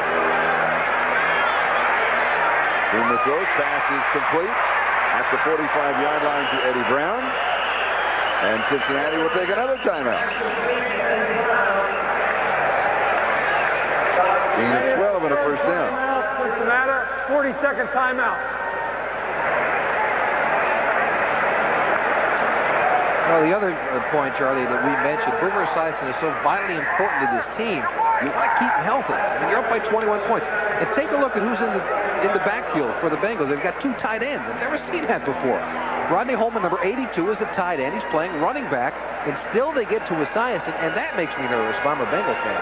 And Jim Riggs, the other tight end, is back there, and they are the protection for the quarterback. Right, so that, you know, when mentioned earlier, they've got to protect Esiason. Sam Weish obviously agrees with two tight ends in the backfield. Interesting, though, the comments everybody's talking about the last 2 or 3 weeks. What do you do to stop all the injuries to the quarterbacks? Possibly you put two tight ends back there to block for him and not those little bitty scatterbacks. Hey, Sam Weish got a good idea with it. Holman can run out of the backfield, catch some underneath patterns, and that's what a running back does when he's back there. But he's got the big strength to sit back and block somebody. Look at that. two tight ends. Yeah, one at 240 and the other at 245. This is good blockers back there now. Esiason, he's headed for the sidelines, gets a block and gets out of bounds, stops the clock, 12 seconds. The time remaining in the first half. Now, this goes back to that philosophy. They have no timeouts remaining, and so it is impossible for them in 12 seconds to run a play and then get a field goal team on to kick a field goal. They've got to try to go to the end zone, or this half is going to be over. First down at the Houston 42-yard line with 12 seconds left to the first half. I think if I were a Bengal fan, I'd hold my breath. 20 seconds left in the half, up by 21, and Boomer's scrambling around out there. Sit down, Jim Breach. You're not going to kick this one. You don't think so? No, don't think so. Of course, you didn't think that they would run all these plays either. Say that. Johnson rolling. Sets. Incomplete. Tim McGee could not hang on to it. 6 seconds now left in the half, and it's second down and 10 at the 42. Chris Collinsworth, one of the things he does very well is come back to the football, find an open area, releases very well. It's tough to get your hands on the young man. Oh, he's open. Well, that's deceptive, though, because if you notice the other players, that meant the ball was in the air when the Houston secondary was going. So. And that was Jeff Donaldson, number 31, who was moving his way over anyway. Esiason 8 of 12, 120 yards in the first half. 6 seconds. Hail Mary, left side. The 3 wide receivers over there. Esiason comes back to this side as a block. Close to the line of scrimmage, goes to the end zone, and it is intercepted in the end zone. And with that play, as Donaldson makes the interception, we have a marker down. I think Boomer was beyond the line of scrimmage when he let that one go. I think he was. That's what it is. He was past the line of scrimmage. It was intercepted. It is reviewed. Of course, Donaldson will have the interception in the statistics. So halftime, Cincinnati 28, Houston 7. Surprise? Yeah, a little bit. Quite a bit. As a matter of fact, I thought we'd have a close, toughly fought football game today, but Cincinnati with those turnovers early in the contest, blowing it wide open. Again, halftime, Cincinnati 28, Houston 7. NFL Live halftime activities. Is the turnovers. Houston is putting the ball on the ground, and Cincinnati is scoring off it. Every time that Cincinnati has made the mistake, Houston has not been able to capitalize. That's the story of this game. And this kickoff is sponsored by Budweiser, the king of beer. Lee Johnson kicking off. And Curtis Duncan will let it go through the end zone and will bring it out to the 20-yard line. So Houston from their own 20-yard line, first down. You come back to a very methodical type of drive. Their touchdown drive took some 6 minutes plus in time. Well, I think it's going to be important to find out whether Cincinnati goes to the 6 defensive backs. Remember earlier you said, gee, there's 6 defensive backs in the game, and I said, well, Houston's got to be able to run the football. They did so, and they did it successfully. Now, as they come out of the huddle, I think this is the normal defensive set, so Houston has got to go back to their regular game plan. And they come out running with Rozier. Good for a yard, and that's going to be it. Crumry, McClendon, and Scow there to stop him. One of the keys to this game for Cincinnati was that defensive front of theirs with McClendon and Scow and Tim Crumry had to stop the power running attack of Houston. Crumry is the really only power guy the Bengals have in that front line. Scow and McClendon have more quickness than they do upfield strength. But they've done that. Crumry has got to take a lot of credit for it, and that has prevented Houston from getting any offense started at all. Alonzo Highsmith and Mike Rozier are the 2 running backs. Moon to throw. And he goes deep. And it is incomplete. Just off of the fingertip of Drew Hill. So it'll be 3rd down and 9. And I'm a little bit surprised. Warren Moon had man-to-man coverage there with Drew Hill, the fastest guy he's got, against Derek Thomas, number 22. If Warren Moon has right off his fingertips, this is a different football game at 28-14, isn't it? Yeah. And they were about 4 inches away from that. So I'm surprised that the Bengals are not sitting back there in some kind of a zone or a combination zone man-to-man. You do not want to give Drew Hill the chance to go man-to-man. Houston has converted only 2 of 7 third down opportunities, and the 2 that they converted came in their long touchdown drive. And Houston's got another man-to-man situation. And it's a screen that's dropped. Rozier drops the ball. It'll be 4th down.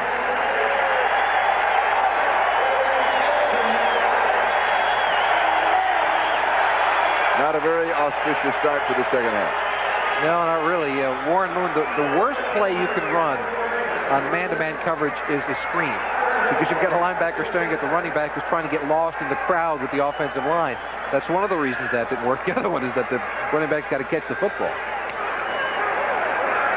Montgomery, Ira Hillary from the 27-yard line. He's to the 30.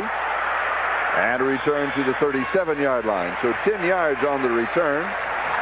And John Grimsley was down to make the stop.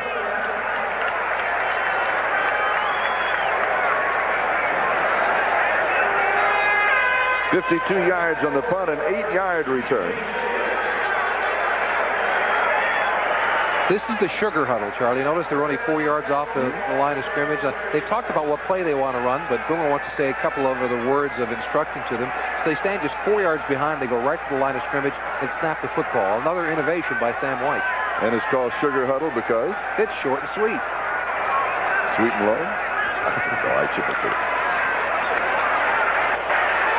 Stanley Wilson opens as the running back and has no gain. It'll be 2nd down and 10. Johnny Meads makes the tackle. When do you start making substitutions in this ballgame? Well, I don't think for quite a while. I think you come out to the beginning of the third quarter and play it as if you're even up. Go back to your regular offensive set and run the ball when you want to, when you normally would have. Throw the football when you want to. As you see Sam Watch working on the officials. Helping the officials, yeah. And I don't think you change it right at this point. I think if you begin the fourth quarter and you're up by 21 points, then you can make a couple of substitutions, but not yet. Hillary was the motion man, and the ball carrier is Wilson. Now, Cincinnati has made some substitutions offensively. Now, Wilson is there for Ickey Woods. William Fuller makes this tackle. Hillary is there replacing McGee as a wide receiver. Well, you remember, though, that Ickey Woods fumbled the ball a couple of times. Maybe that's the reason to put Stanley Wilson in. And Tim McGee made a mistake right at the end of the half by dropping a football, although you would think that Chris Collingsworth would be the normal substitution instead of Hillary. They're down and 8, and again, Cincinnati in their action mode, not going through the regular full huddle set, nor have they done that any time in the ballgame. They've stayed in this mode with the addition of the sugar huddle throughout the day. Firing low, and it is caught, and that is Ira Hillary, and could well pick up the first down. It's near the mark. And is going to be the first down at the 48-yard line. So today, Cincinnati can do no wrong. Robert Lyles with the stop. I like this offensive philosophy. I do too. It's more defensive than it is offensive. It's attack. It's let's go get them kind of a thing. Even the terminology, sugar huddle. It's sweet. Here's Brooks. Just back to the line of scrimmage. I couldn't either, but it came out, didn't it? Steve Brown with the tackle. Second down and 10. Weiss just makes a couple of signs, and he sends in a play. And we have one of his plays. He told us yesterday what the play was, that he would give just a couple of quick signals. And then today he said, no, that play is in today's game plan. So he wrote one out. It's not in the game plan. I'll give it to you after this. He just 2 signals, boom. And it conveys a lot of information. You see he was scratching his cheek that time, and he put a hand over his eye. You don't know if that's his normal movements, or that's the way he sends in the signals, however.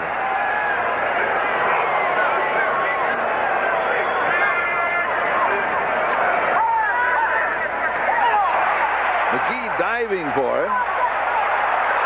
And it is incomplete.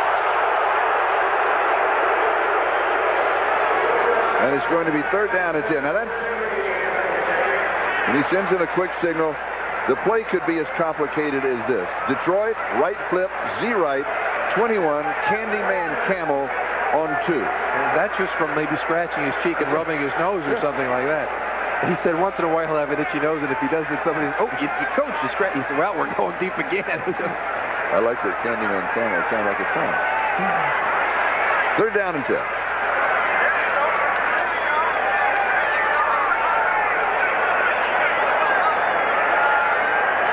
Have to have a sense of humor if you're an official in the National Football League. Hillary goes in motion.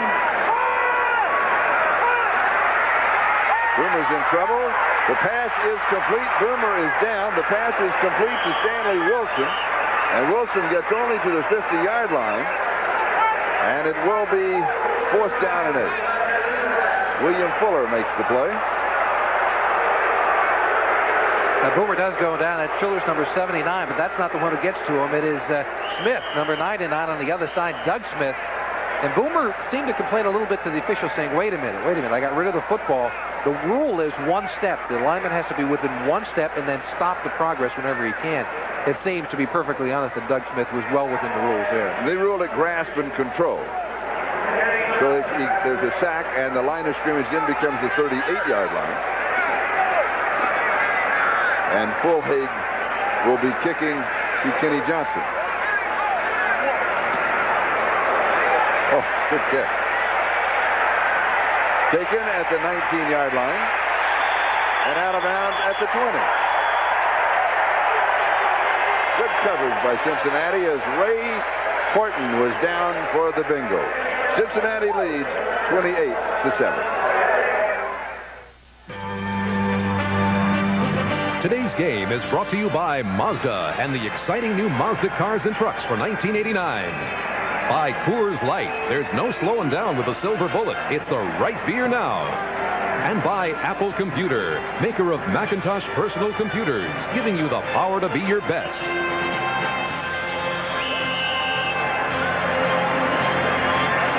This is Charlie Jones and Jimmy Cefalo. Riverfront Stadium, Cincinnati. Bengals on top of Houston, 28-7, with 10 minutes and 21 seconds left to go in the third quarter. 43 yards on that last catch with a 1-yard return. Let's see if Houston can get something going in the second half. And they open up with Mike Rozier. And so Rozier goes to the 24-yard line, a gain of 3. It will be second down and 7 as we move on the 10-minute mark of time remaining in the third quarter. David Fulcher making the last tackle. That's the thing that impresses me about Sam Weiss. Well, many things impress me about him, but he is always the teacher. He's as if he's a professor in a classroom, teaching Esiason as he was as a rookie coming up through the line. And he's very impressive personally and as a football coach as well. Rozier taking a direct snap. He was back in the shotgun. He fumbles it. He falls on it. And the line of scrimmage becomes the 20-yard line, so a loss of 4 on the play. And it will be third down and 11. Third and 11 for Houston in the third quarter.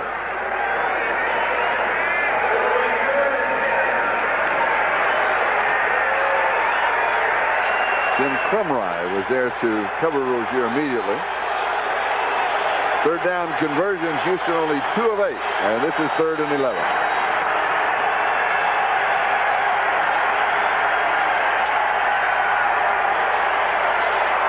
Moon goes deep. And it is intercepted. Eric Thomas. Gibbons the intended receiver. And Thomas has his second interception of the ball game. This ball was thrown just a little bit late by Warren Moon, Charlie. It was that combination coverage we keep talking about all afternoon long. Underneath, he had coverage, and deep, he had a safety to help him out, but Warren Moon throwing yet another interception on the afternoon. Don't fool with a bingo. Here's that play. Notice the middle of the field. That's Fulcher number 33 sitting back in the middle. He's got deep coverage. Now, the receiver is open for just a second. That's what I said when Moon was just a little bit late throwing it, and he underthrew it, allowing Eric Thomas to come up with the interception. Play action fake on first down. And it is caught by McGee, and he is out of bounds. Tim McGee with the reception. The line of scrimmage, the Houston 47-yard line. Now, the Bengal offense, until that play, had been sputtering after 3 touchdowns on their first 3 offensive possessions. They have not scored in their last 5. But they have something going here at the 22-yard line. Tim McGee got a chance to play because of an injury to Chris Collinsworth early on in the season. Started the first few games and did exceptionally well. Now that Chris Collinsworth is back and healthy, he's unable to move Tim McGee out of the lineup. A gain of 25. Lyles makes the defensive play. And here's Stanley Wilson. Wilson has 4 yards to the 18. Second down and 7. 8 minutes and 25 seconds. That is the time remaining in the third quarter. Doug Smith makes the tackle. He, by the way, gets credited with that sack on the grasp and control of Boomer Esiason at the end of their last possession right before they punt. Second and 6.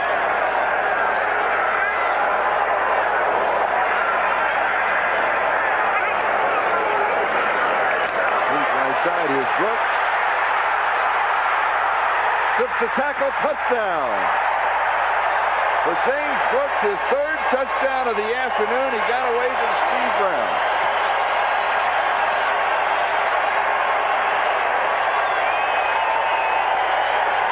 .47 yards in the drive, 3 plays. Look at the right side of the offensive line. That's a pull by Max Montoya, number 65. A good block by the fullback. There's Montoya taking care of the quarterback.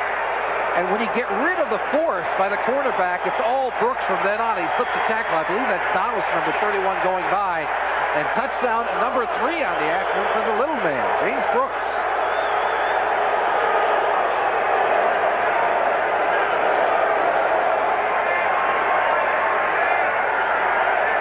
Jim Breach to attempt the point after. It is good. It is Cincinnati 35, Houston 7. And the last 4 turnovers have been converted by the Bengals into touchdowns.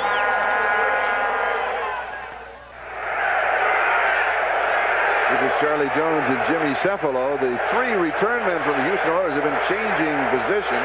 Lee Johnson will be kicking off for the Cincinnati Bengals.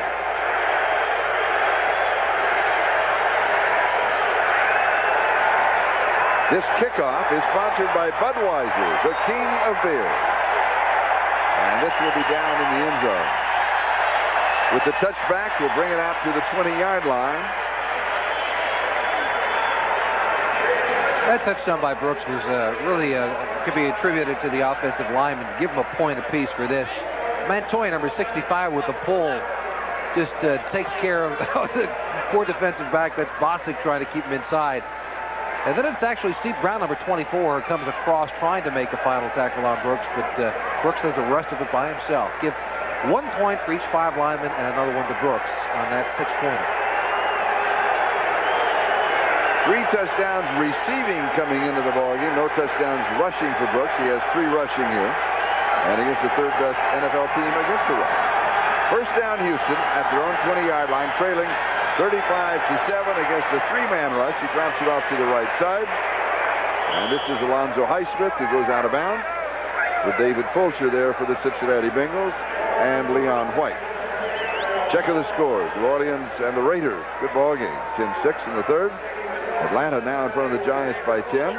Minnesota leads Tampa Bay 28-10. And the Buffalo, good one, 13-13. Pittsburgh continues to dominate Denver in the 3rd, 27-7. Dallas leads Philadelphia by 10. Detroit won over Kansas City. Here it is Cincinnati 35, Houston 7, 2nd down. And this pass is complete to Drew Hill, and he goes out of bounds. With Lewis Phillips in pursuit, it'll be a first down for the Oilers. When you're a receiver in these kind of situations, in one sense, you obviously hate to be down by 28 points, but when you're a receiver like Drew Hill, you know you're going to see real deep zones. You're going to get a lot of room. And the quarterback is going to throw the football to you. You're going to get a lot of yardage.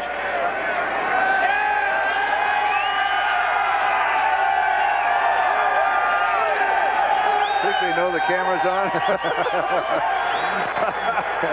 A gain of 20 on the last play to the Houston 40-yard line. First down. Hill again, this time the 50-yard line. Just past the 50. It should be a first down. Ray Horton with the tackle. Drew Hill with the reception. I'm sorry, Charlie. The Oilers are in something they call the red gun formation. It's a version of the run and shoot that Mouse Davis was so fond of when he was with was it the Houston Gamblers back then? Yeah. I guess it was. But this is the formation of it. They're coming right to the line of scrimmage, taking a page out of the book of the Bengals as well. 5-man rush by Cincinnati. Green scrambles, little puck fake, and he goes to the 43-yard line. So he'll pick up 6 or 7, depending on where they mark it. Skip McClendon is the man who brought him down. Now, I at least like this by Houston. Normally a team, outside of the Bengals who do this all the time, normally a team when they're down by a lot of points, they'll go back into the huddle and they'll call a play and wait until the last 2 minutes to go to their 2-minute drill. Why? You're down by 28 points. Every play is vital to you. 2nd down and 4. They spotted at the 44. 5-man rush. Knocked away. Good defensive play by Lewis Phillips. Drew Hill, the intended receiver. It'll be 3rd down and 4. Cincinnati has looked good.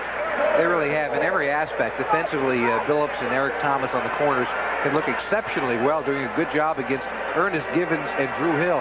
And Ernest Givens, after dropping those 2 balls early, has not been heard of very often in this Houston offense. Is this a Super Bowl team we're looking at? It could be. I've not seen anything that would say otherwise. I don't know if there's a stronger team in the AFC right now. 3rd down and 4.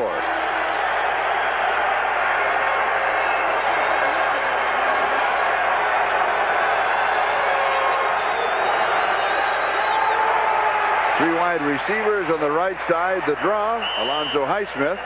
Wilcox with the tackle. And he may have the first down. Yes, he does. Let's go to Gale Gardner. All right, Charlie, you want to see Saints rookie running back Craig Ironhead Hayward live up to his nickname? First play from scrimmage, second half, bounces off the line, then bowls over Ron Fellows, 73 yards, his first NFL touchdown. Saints lead the Raiders 10-6. Back to Charlie and Jimmy in Cincinnati. Thank you, Gail. That's a great nickname. Did you have a nickname when you were playing? Nope. That means you do, you did, and you do not want to disclose it. They bring the chains out for the measurement. It is a first down, so but just about 3/4 of the length of the football. Did you have one in high school? I got to find it. We will chase this down, not necessarily today. Cincinnati, 39-yard line, first down, Houston. In with pressure, throws, and it is incomplete. He was going to Curtis Duncan. And it'll be second down and 10. You know what I liked about Warren Moon on that play, though? He stayed in the pocket. As I mentioned earlier, the old book on him was that he was too quick to run and scramble out of the pocket. But with the experience, and maybe with an injury or two, he's learned to stay in the pocket and look at his receivers downfield. Showed a lot of coolness standing back there. I think part of it, though, isn't, playing with he has a good offensive line, a very good offensive line, and they've played together. But Moon not having a good day. 6 of 18, only 57 yards. He has been intercepted twice. He rolls, sets, fires. This is a good play to Drew Hill.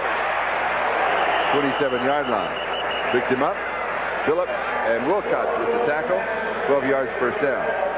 And the Bengals should not be overly concerned with this. They're obviously not. They're playing a very, very deep zone. Slow. Never low. Oh, that's right. Well, that's a good one. Thanks, guys. I appreciate it. I was Chuck and Charlie, of course, as you obviously know. One of the great arms in the history. There are other possibilities. But the Bengals, as I was saying, before I was so rudely interrupted. I've got a note here, but go ahead. Are playing very deep zones, and that's why the Oilers are so successful underneath. With pressure, pass is complete, far side. And for Drew Hill, because I couldn't get this note in, that reception is now his 201st career reception as an Oiler. Eric Thomas is the man who upended him. The one before, obviously, was his 200th. Jim Scow was putting the pressure on Warren Moon. Play goes to the 10-yard line. We may have to hurry with the replay. Take a look how deep this zone is. Watch how wide open as Warren Moon takes a hit but stays on his feet. He's got 10 yards, as Hill, and the Bengals are completely happy with that to happen. They just don't want the easy touchdowns to come about. And we're back live at the 10-yard line, first down. McLeod gets back in it.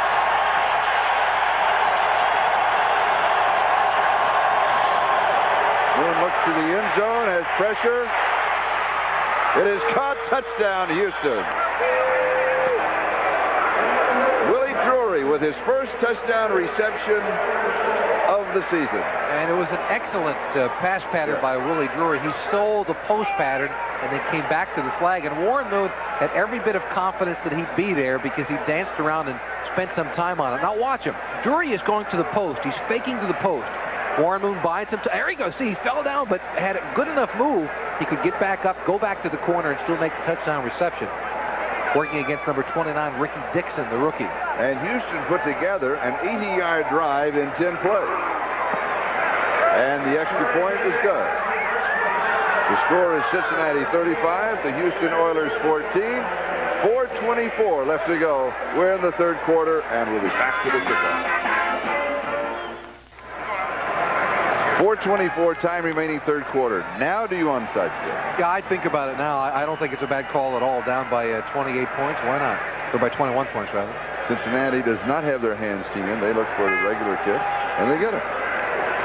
It is still early. Hillary takes it at the 9-yard line. To the 20, 25, to the 26-yard line.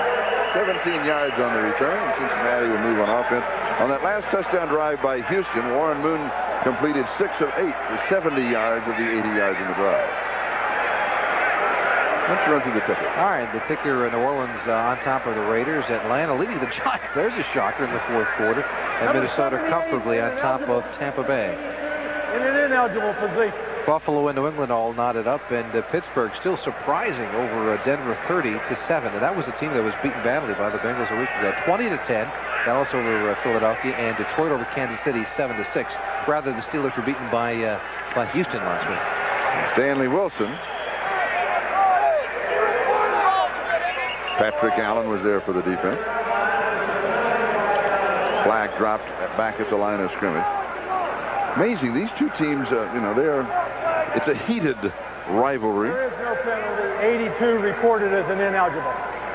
What they do in that case, where 82, the tight end will move inside, and he has to report ineligible, and a tackle moves outside, he has to report eligible. Well, what he will actually do, he will step on the line of scrimmage, making himself ineligible. But he has to report that he's going to do that. Right, and not Max Montoya, but Anthony Munoz will be on the line of scrimmage, but he is an eligible receiver in that case. That's what I said. Yeah, but he doesn't have to move inside, just on the ball. No, but he has to report it. Right, exactly. I mean, you can't sneak around and do that. Meanwhile, James Brooks went outside of the 30-yard line for no gain. It'll be 3rd down and 5. That's what you can't. They kind of ruled out sneaky plays. Well, that's what they've done. You know, from the sidelines would step on the field of play. Grimsley making the 78 eligible, 82 ineligible. Right. Now the key to this is that Boomer Esiason, when he has this unbalanced line, is reading Jeff Donaldson, the safety for the Houston Oilers. He will run away from him. The reason being is that when they change that formation with the ineligible, it changes the strength of the defense.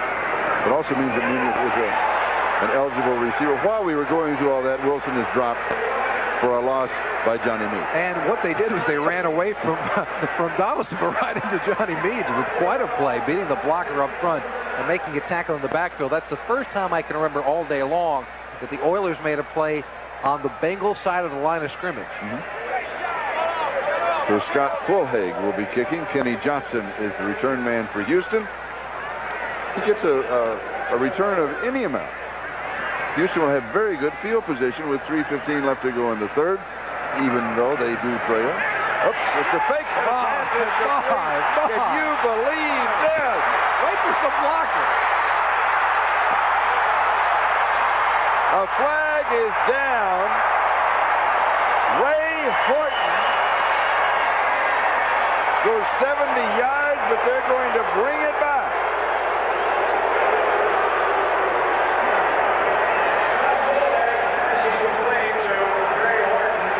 And Charlie, if you're sitting at home in Houston thinking they ran the clock up on this deal, that's not the case. The score. Yeah. This was done during the week.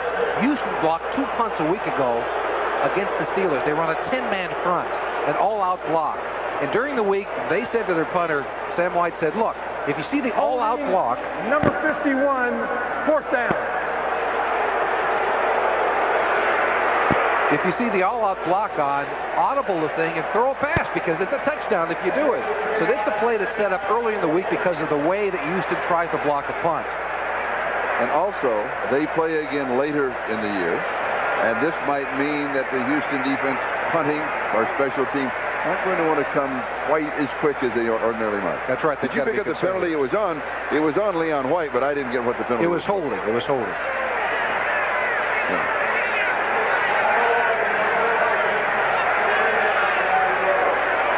Fulhaig to throw again. Would you try it twice? No, I wouldn't try it twice. Houston blocked 4 punts this year already. The NFL record is 5. And here's pressure. They almost get this one. It is touched. It is loose, and it will be down. Kenny Johnson recovers it for Houston. Let's go back to the touchdown that was. When they're back there, the punter says, hey, they're all up in front. We're throwing the football. He audibles. He actually plays the part of the quarterback. Horton sneaks downfield, grabs it, and there's nobody back there. There were 5 or 6 blockers behind him. The only one in front. There you see all the gaps. See, they're all going. Nobody's worried about the pass. Nobody's worried down there. Horton sneaks downfield. Good pass. Pretty good throw. A real good throw. And a good move downfield. Yeah, he had to get by Drury. Then he did. Boy, what a shame. When you're a defensive back and get to catch a pass for a touchdown, they call it back. Oh. Houston at their own 38-yard line following that 46-yard punt. And this pass is complete over the middle. And that is Curtis Duncan. Big gainer for the Oilers. We still have time. 2:38 left to go in the 3rd.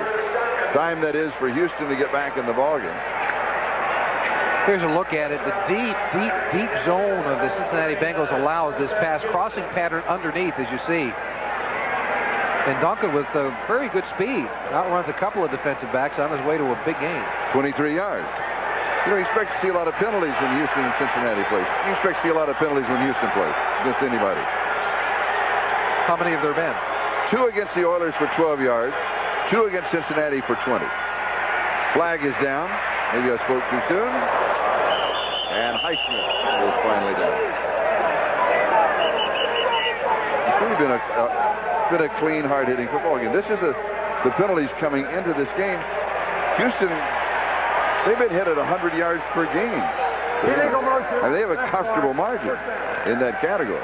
Yeah, normally, I mean, they're spotting another team 100 yards in penalties, and that means that you have to have superior talent. Anytime you have this many yards in penalties every game, you've got to outperform your opponent by that many yards. For example, Cincinnati today, if they were on average, would have a 62-yard advantage offensively beginning the football game, and that's something that you got to know that Jerry Glanville wants to turn around. And that 5-yarder against the Oilers, and his first down 15, 44-yard line of Cincinnati.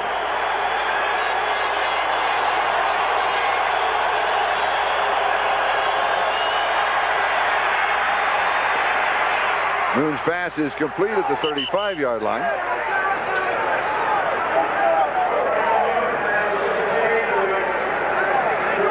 Drew Hill again with the reception. He's having a good ball game. Well, remember, I mentioned earlier, I thought he'd have a good game only because with the big lead, it's those drop-back zones, and it's Hill who's going underneath the coverage to make all the catches. 5 receptions, 63 yards for Drew Hill. 2nd and 6. And Hill goes in motion. And now Gibbons shouts outside. And everybody is set. And it's the option and the pitch. We've seen a little of everything. Warren Moon on the option, the pitch to Highsmith. Cincinnati is trying to claim a fumble at the end of the play, I believe. I think they're trying to. There's a flag down. There's a flag. Now watch the option. Watch Moon after he pitches the football. It's a good choice. He tries to make the block on Fullage. First down. And that's what it is. They call tripping on David Fulcher, number 33. And it was a good call. Yeah. So with the penalty, suddenly we're at the 15-yard line of Cincinnati on a first down.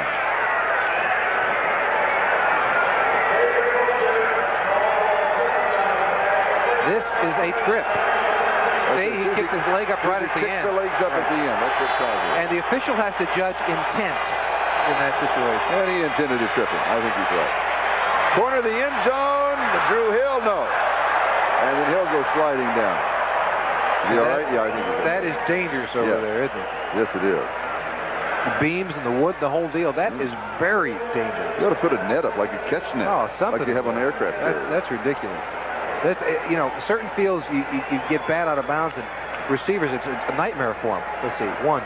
No, the other foot goes out of bounds. Another good call by the official. Yeah, but Officials had a good ball game. Yeah, they sure had. Look at Ooh, yeah, that is dangerous. It's bad enough to get hurt on the field of play. When you got to deal with a field that has that problem on the corner, and then it's really a problem. 15-yard line, 2nd and 10. 1:14, time remaining, 3rd quarter. Moon has pressure. He gets it off. It is caught. Touchdown, Drew Hill. He got behind Fulcher, and Drew Hill has his first touchdown of the ball game and his 3rd of the year. And now Houston is just clawing their way back into this ball game. Yeah, it's suddenly a 14-point game if they make this extra point.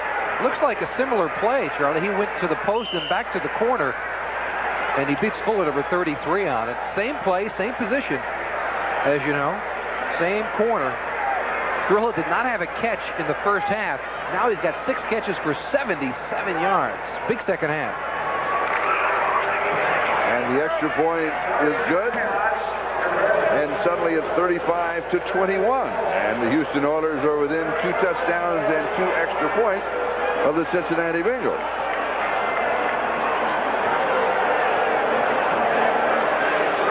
Now do you onside kick? No, I just keep bringing that up because I figure eventually you'll say yes, you finally got it right. As we take a look at the 10-minute ticker once again, and that is Atlanta and the Giants, 10 points for the Falcons over New York. That is a big surprise. Minnesota easily over Tampa Bay. Buffalo now taking a late 7-point lead over New England, and Pittsburgh continually seem to be dominating the Denver Broncos. Dallas on top of Philadelphia by 13, and Detroit edging Kansas City in a who cares game, 7-6. Well, if you play for Detroit or Kansas City, you care. Well, it's for a first-round draft pick is right. It may be Troy Aikman of UCLA the way he's been playing. And you know what it counts for when you're a member of a team that's playing poorly? Your job for next year. You're playing for next year. So every game is important to somebody. Ira Hillary is the deep back on the return.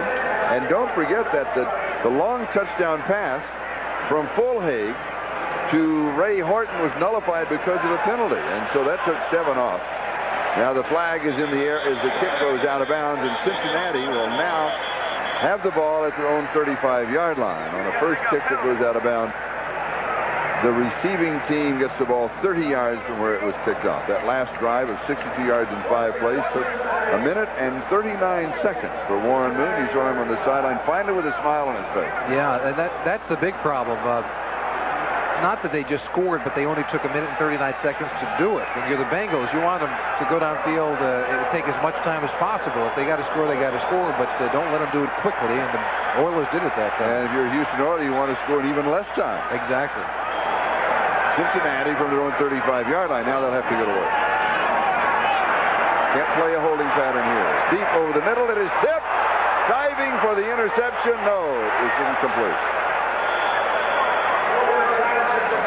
Game could become very interesting in the fourth quarter. Yeah, this changes a lot of things. The one thing it changes, I don't think you'll see Drew Hill making as many catches underneath the coverage. Eddie Brown went up for it. This time it's Eddie Brown. The ball bounced around. He threw right in the middle of his own, but he was accurate with it. Now what happens to it? Oh, slips right through. And Eddie Brown claims, hey, I got it back. That doesn't count that way. 2nd and 10 at the 35-yard line. But this will change because the Bengals defense won't be able to play those, that won't want to play those deep zones any longer. And that's, in that sense, it changes the entire complexity of the contest. 52 seconds left to go in the third. Cincinnati leading by 14 points.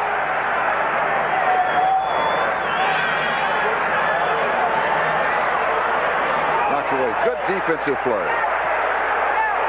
Steve Brown made the defensive play. Riggs the intended receiver. At one time in the ball game, Cincinnati was up with 9 seconds left in the first quarter. Cincinnati was up 28-0. Since then, Cincinnati has added only 1 more touchdown.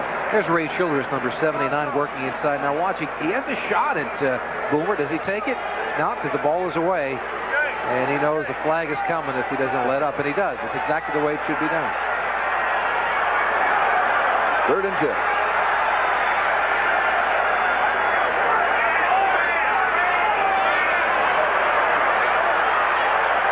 With great protection, fumbles the ball. Houston recovers it. Doug Smith comes up with it.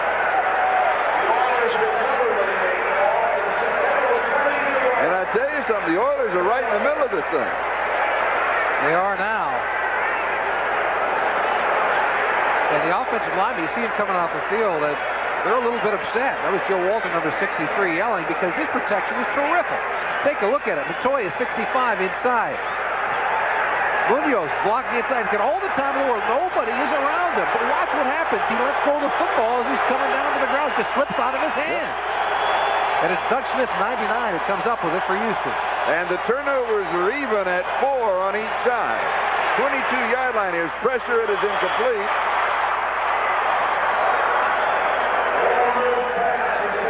Was putting on the pressure. Pinkett, the intended receiver, will be 2nd and 10 at the Cincinnati 22-yard line. Well, they try to set up a middle screen this time. See, the offensive lineman come straight through. They are allowed to do so, but it's Williams, 57, in the middle who reads it, because if he does not, that's a big gainer for Houston. Warren Moon, first half, 3 of 10, 26 yards.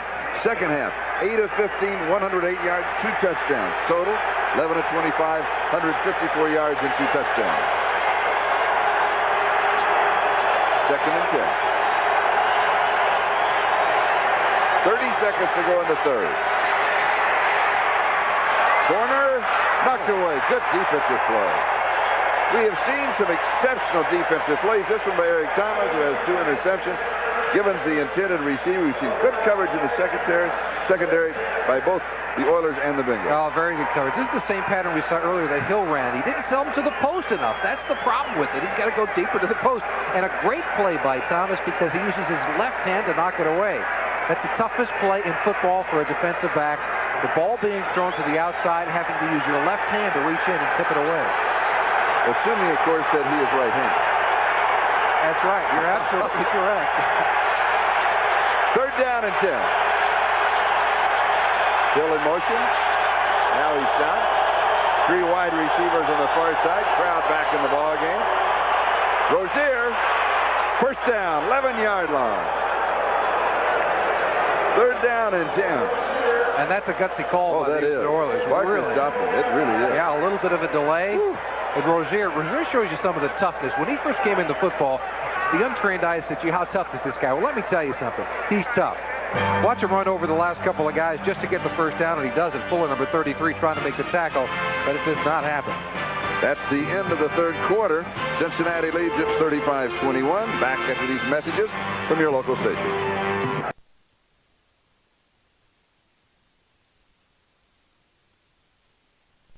Houston 21.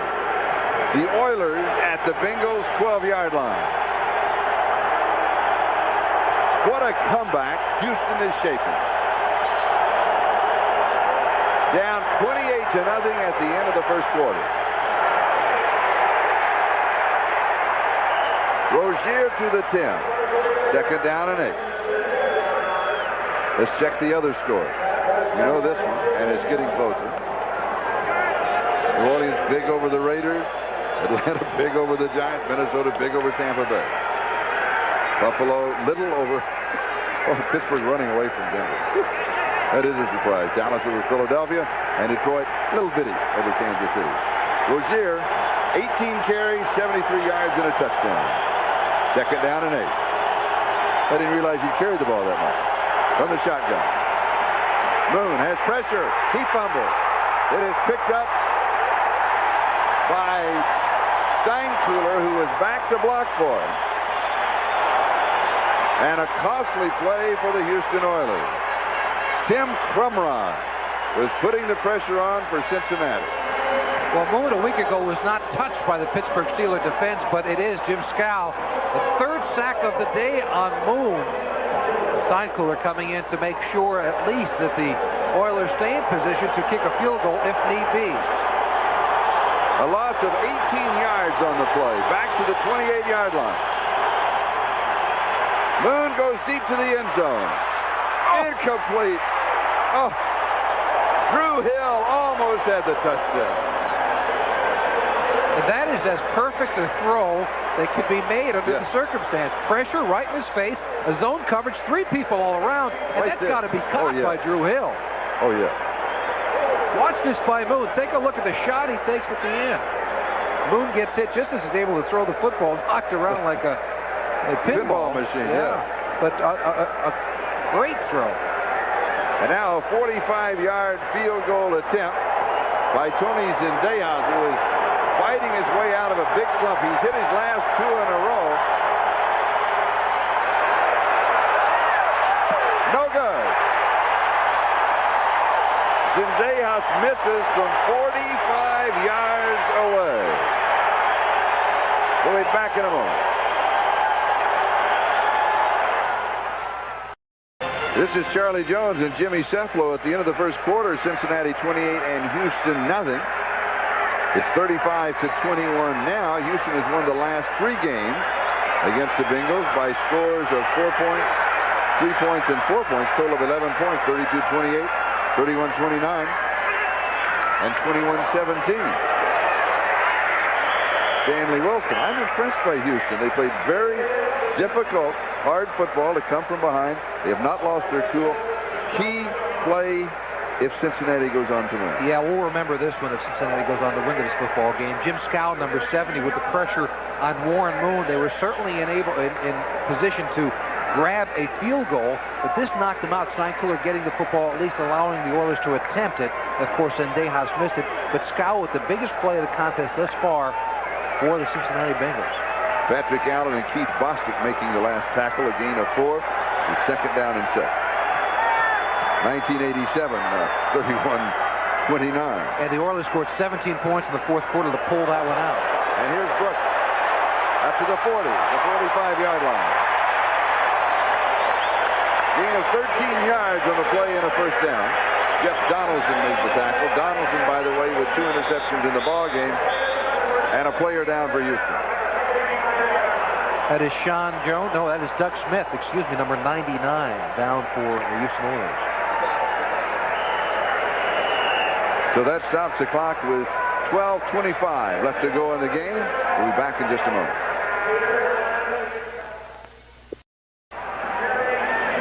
The head coach of the Houston Oilers always leaves tickets for somebody. Whom did he leave tickets for here? I don't know. Oh, yes, you do. Oh, of course I do. It's Lonnie Anderson, formerly of WKRP in Cincinnati.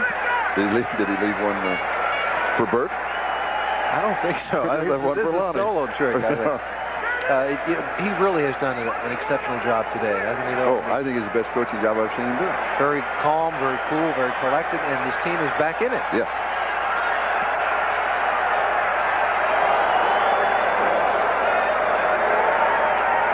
First down, Cincinnati at their own 45-yard line. And here's Brooks.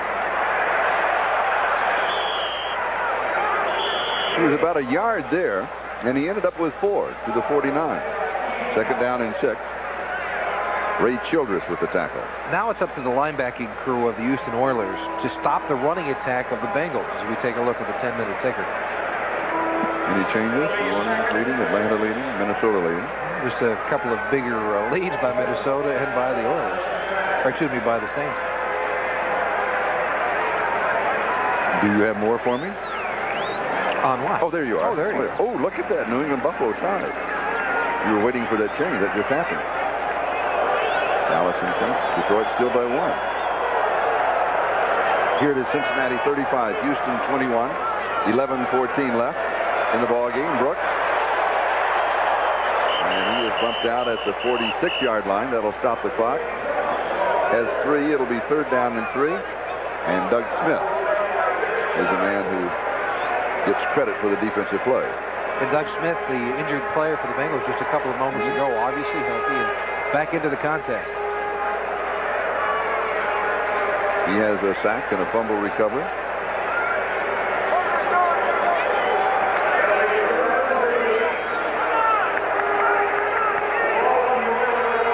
"15 seconds on the 30-second clock. Sometimes 45, but sometimes 30. And 4 seconds. And using up all of that clock. Stanley Wilson.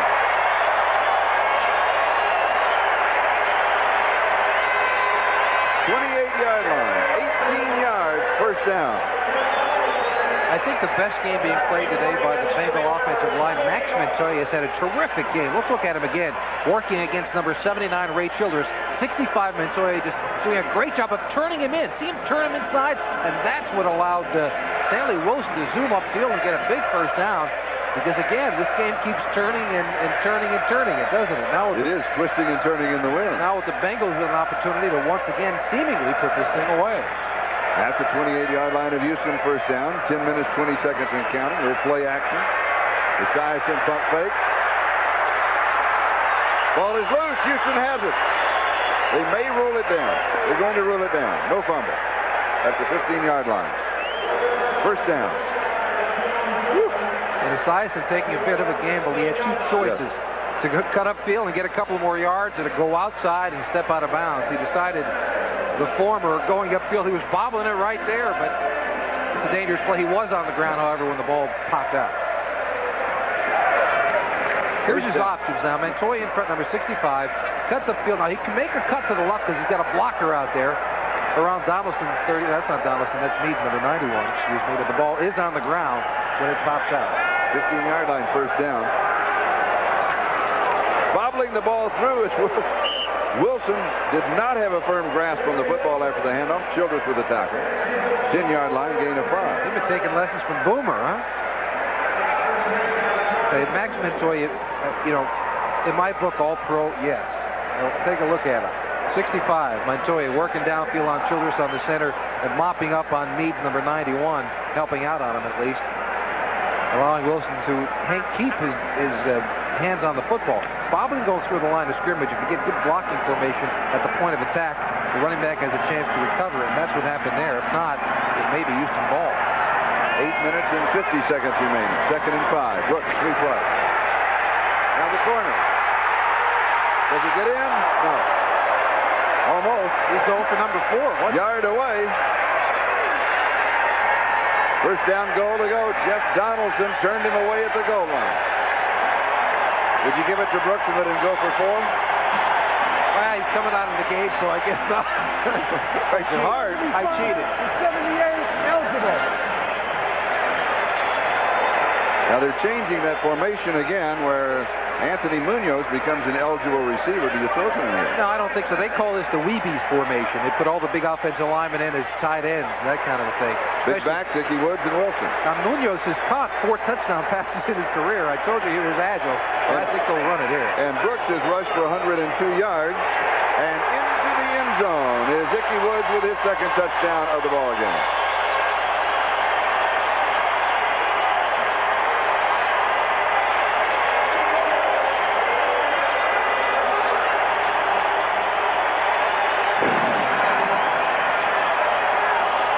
A 72-yard drive in 9 plays.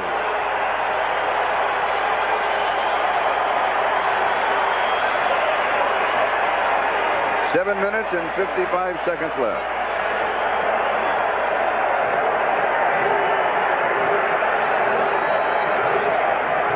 See Sam White continually teaching, talking to Ickey Woods, who had fumbled a couple of times earlier. He's back there building up his confidence after he makes the big play with a touchdown.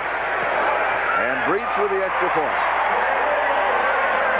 Cincinnati 42, Houston 21. And Sam White's always the teacher, always the motivator there with Riggs as tight end. A little slap on the helmet, a bit of confidence, a little bit of a boost, and a real motivator. That's the kind of a coach Sam White has developed into. Lee Johnson to kick off, with Duncan the deep back on the return.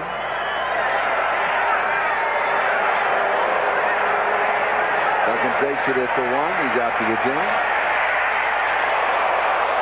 And gets to the 25, the 30. And then Chris Collinsworth, who had requested to be on special teams because he hadn't seen that much action, now as the 3rd wide receiver, makes the play and gets the congratulations from everybody, and particularly from his offensive buddy. Yeah, that man is part linebacker, I tell you that.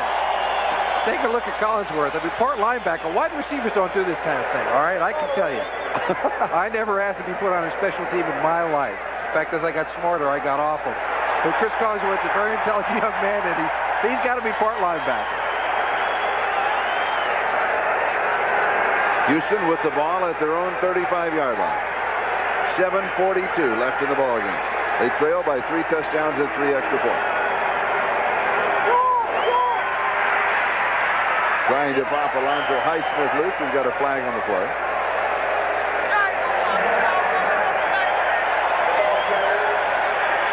And the penalty will go against Houston. David Grant made the tackle for Cincinnati. Holding, number 74. First down. Holding on Bruce Matthews. So it goes back to the 25. It'll be first down and 20. You talk about great offensive linemen. Bruce Matthews caught on that holding call, but he has been compared to John Hanna, former New England Patriot, long considered the greatest offensive lineman ever to play this game.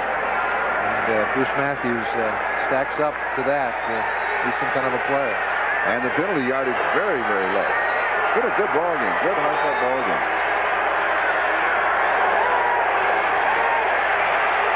Warren Moon, and it's incomplete, and it'll be second down and 20. That penalty really hurt Houston, given the intended receiver Billups with the coverage. Yeah, Highsmith had a good gain working on that as we take a look at the 10-minute tickers. All right, I'll do this one. New Orleans in front, Atlanta in front of the Giants, Minnesota in front of Tampa Bay. New England Buffalo is still tied. That may be the best ball game going. Denver's creeping back a little at Pittsburgh, but they may be running out of time. Dallas and Philadelphia, Detroit and Kansas City. That's now a final. It was a final before they kicked that thing off. I think you're right.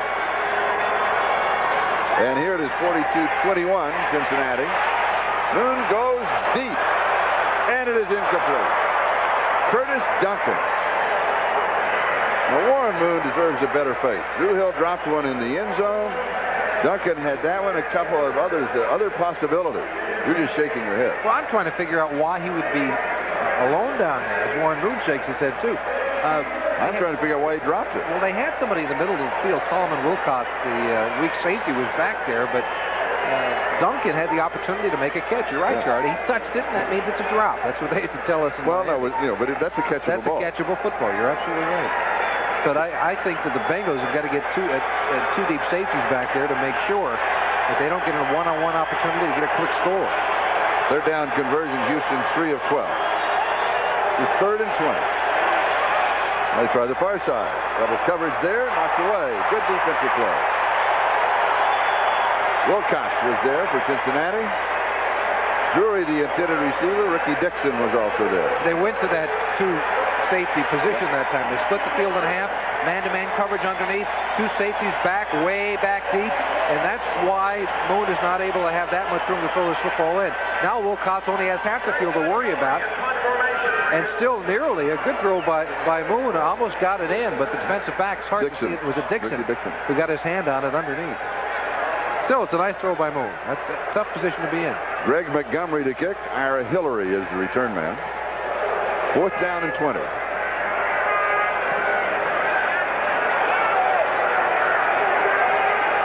Taken at the 25-yard line. And 5 yards on the return to the 30.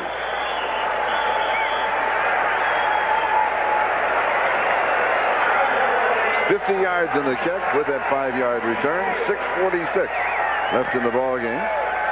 Cincinnati on top by a score of 42-21. And the second half of the doubleheader, the New York Jets at Miami, Seattle at the Los Angeles Rams, and Cleveland at Phoenix. You know, there's been a lot of pushing and shoving around here, but I don't think it's real smart to get into a fight with Tim Crumry. That's Johnson, number 22. Because Tim Crumry is one of those, in-your-face kind of people. You know, real tough, a scrapper, strong, tough upfield. I wouldn't pick him. Cincinnati now from their own 30-yard line. Wilson breaks the tackle, and he goes to the 36. It'll be 2nd down and 4. William Fuller with the tackle. Prior to that carry, Cincinnati had 39 rushes. They now have 40. They had a total of 201 yards rushing, the most rushing yards against the Oilers this year. Well, the Oilers had stopped 5 of 7 opponents from reaching 100 yards in rushing. Yeah, they're the 3rd best rushing defense in the league. And that's a credit to the offensive line of the Bengals. Of course, also it's a change in the fact of the way the scoring happened. Yeah. When you're up front 28-0 after the first quarter, then you're going to run the ball a lot because you want to use up the clock as much as anything else. So that has an effect. Stanley Wilson. But the other side of that is that the Oilers knew the Bengals were going to run the football, and as I mentioned, I thought they had to do some blitzing, some little stunts in front. So they knew they were going to have to run the ball, and the Bengals were successful at doing it anyway. Meanwhile, James Brooks for Cincinnati has officially rushed for 103 yards. And 67, eligible position. Again, they're announcing that Munoz and let's see, who else is in there, Charlie, is I guess it's not congestion. It might be a Reimers. The Weebies, they call them. Weebie Big. That's what they are. The offensive linemen will go in on 3rd and short yardage situation, play tight end. First down, Nicky Wood. I'd call them theirs. They are big. 47-yard line.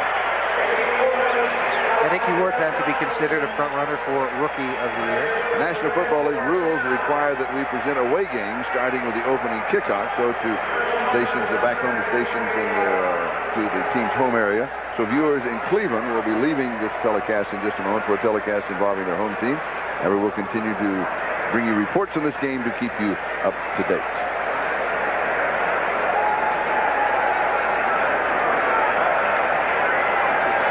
Cincinnati at their own 47-yard line, first down. 4:28 and counting, time remaining. With the score, Cincinnati 42 and Houston 21. James Brooks for a yard. Second down and 9. William Fuller with the tackle. Houston now faces Washington at home and then Cleveland, and Cincinnati faces Cleveland and Pittsburgh. This kind of, in a lot of respects, the heart of the race in the Central Division, right at the middle of the season. After tomorrow night's game, we will officially be at the halfway mark of the 1988 season. Yeah, it's gone quickly, yeah. It really has. Well, we missed 4 games. Yeah, being in Seoul helped. Korea at the Olympics as well. That did hurry it along. Yes, it did. Second and 9.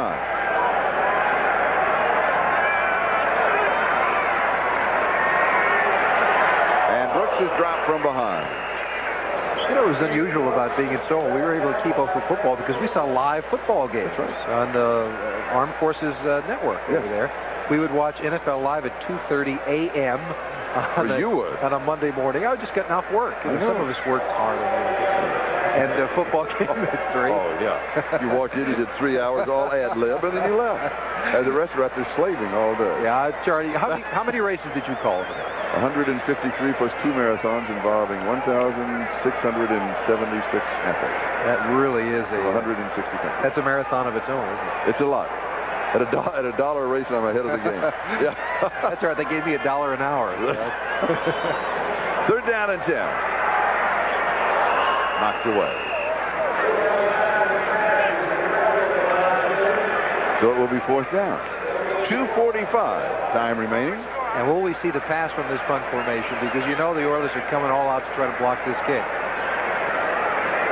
But perhaps the fact that we saw it earlier will detain them just that split second. Right, and you know that's an important game in this contest because even though the play was called back because of holding, it does prevent the Oilers from coming all out. And Fulhag, you know, he's playing, please do that again because I want to throw a touchdown pass for real. Here they come, pressure, barely gets it away.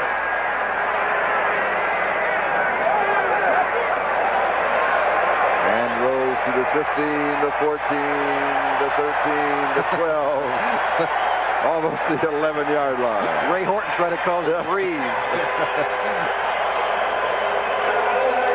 And there was a lot of pressure. Yeah, now, Fulhag, remember the rule states that if the ball is tipped, the punter is fair game.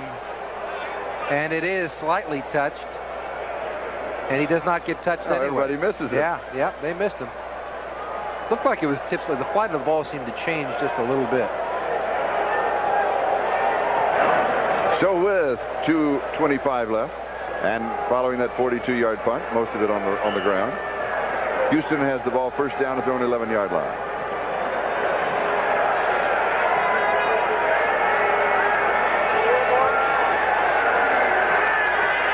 Cincinnati led 28-0 at the end of the first quarter. 35-21 after 3. Highsmith was there. You know, Alonzo Highsmith, when I first met him when he was in high school, he was a water boy for the Dolphins, along with Mike Shula. They were teammates, and both Mike and Alonzo would come by and, you know, take care of towels and that kind of thing. Who knew that he was going to grow up to be one of the finest fullbacks in the NFL?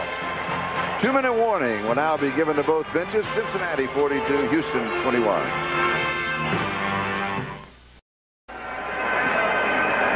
We're back in Cincinnati. The Bengals up by 21 points, assuming that they do go ahead and win it. What does this do to the race in the Central Division? Well, this was vital for the Bengals because they're going to play Cleveland next week in Cleveland. And Kozar's back. Right, Kozar is back, so it's an important contest for them. It gives them a 2-game cushion over this club, over the Houston Oilers, and that was vital.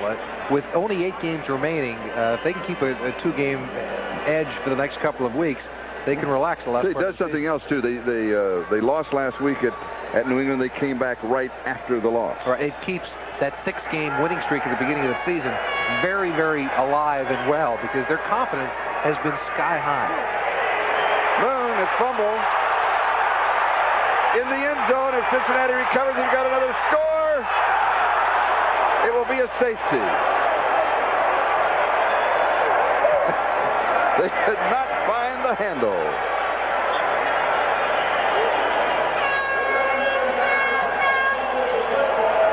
The impetus was put on the ball by the fumble of Warren Moon. Everybody else just kind of deflected it in a particular direction. Yeah, and I think at the end you'll see Skip McClendon, number 72, and he's reading touchdown all over. Oh.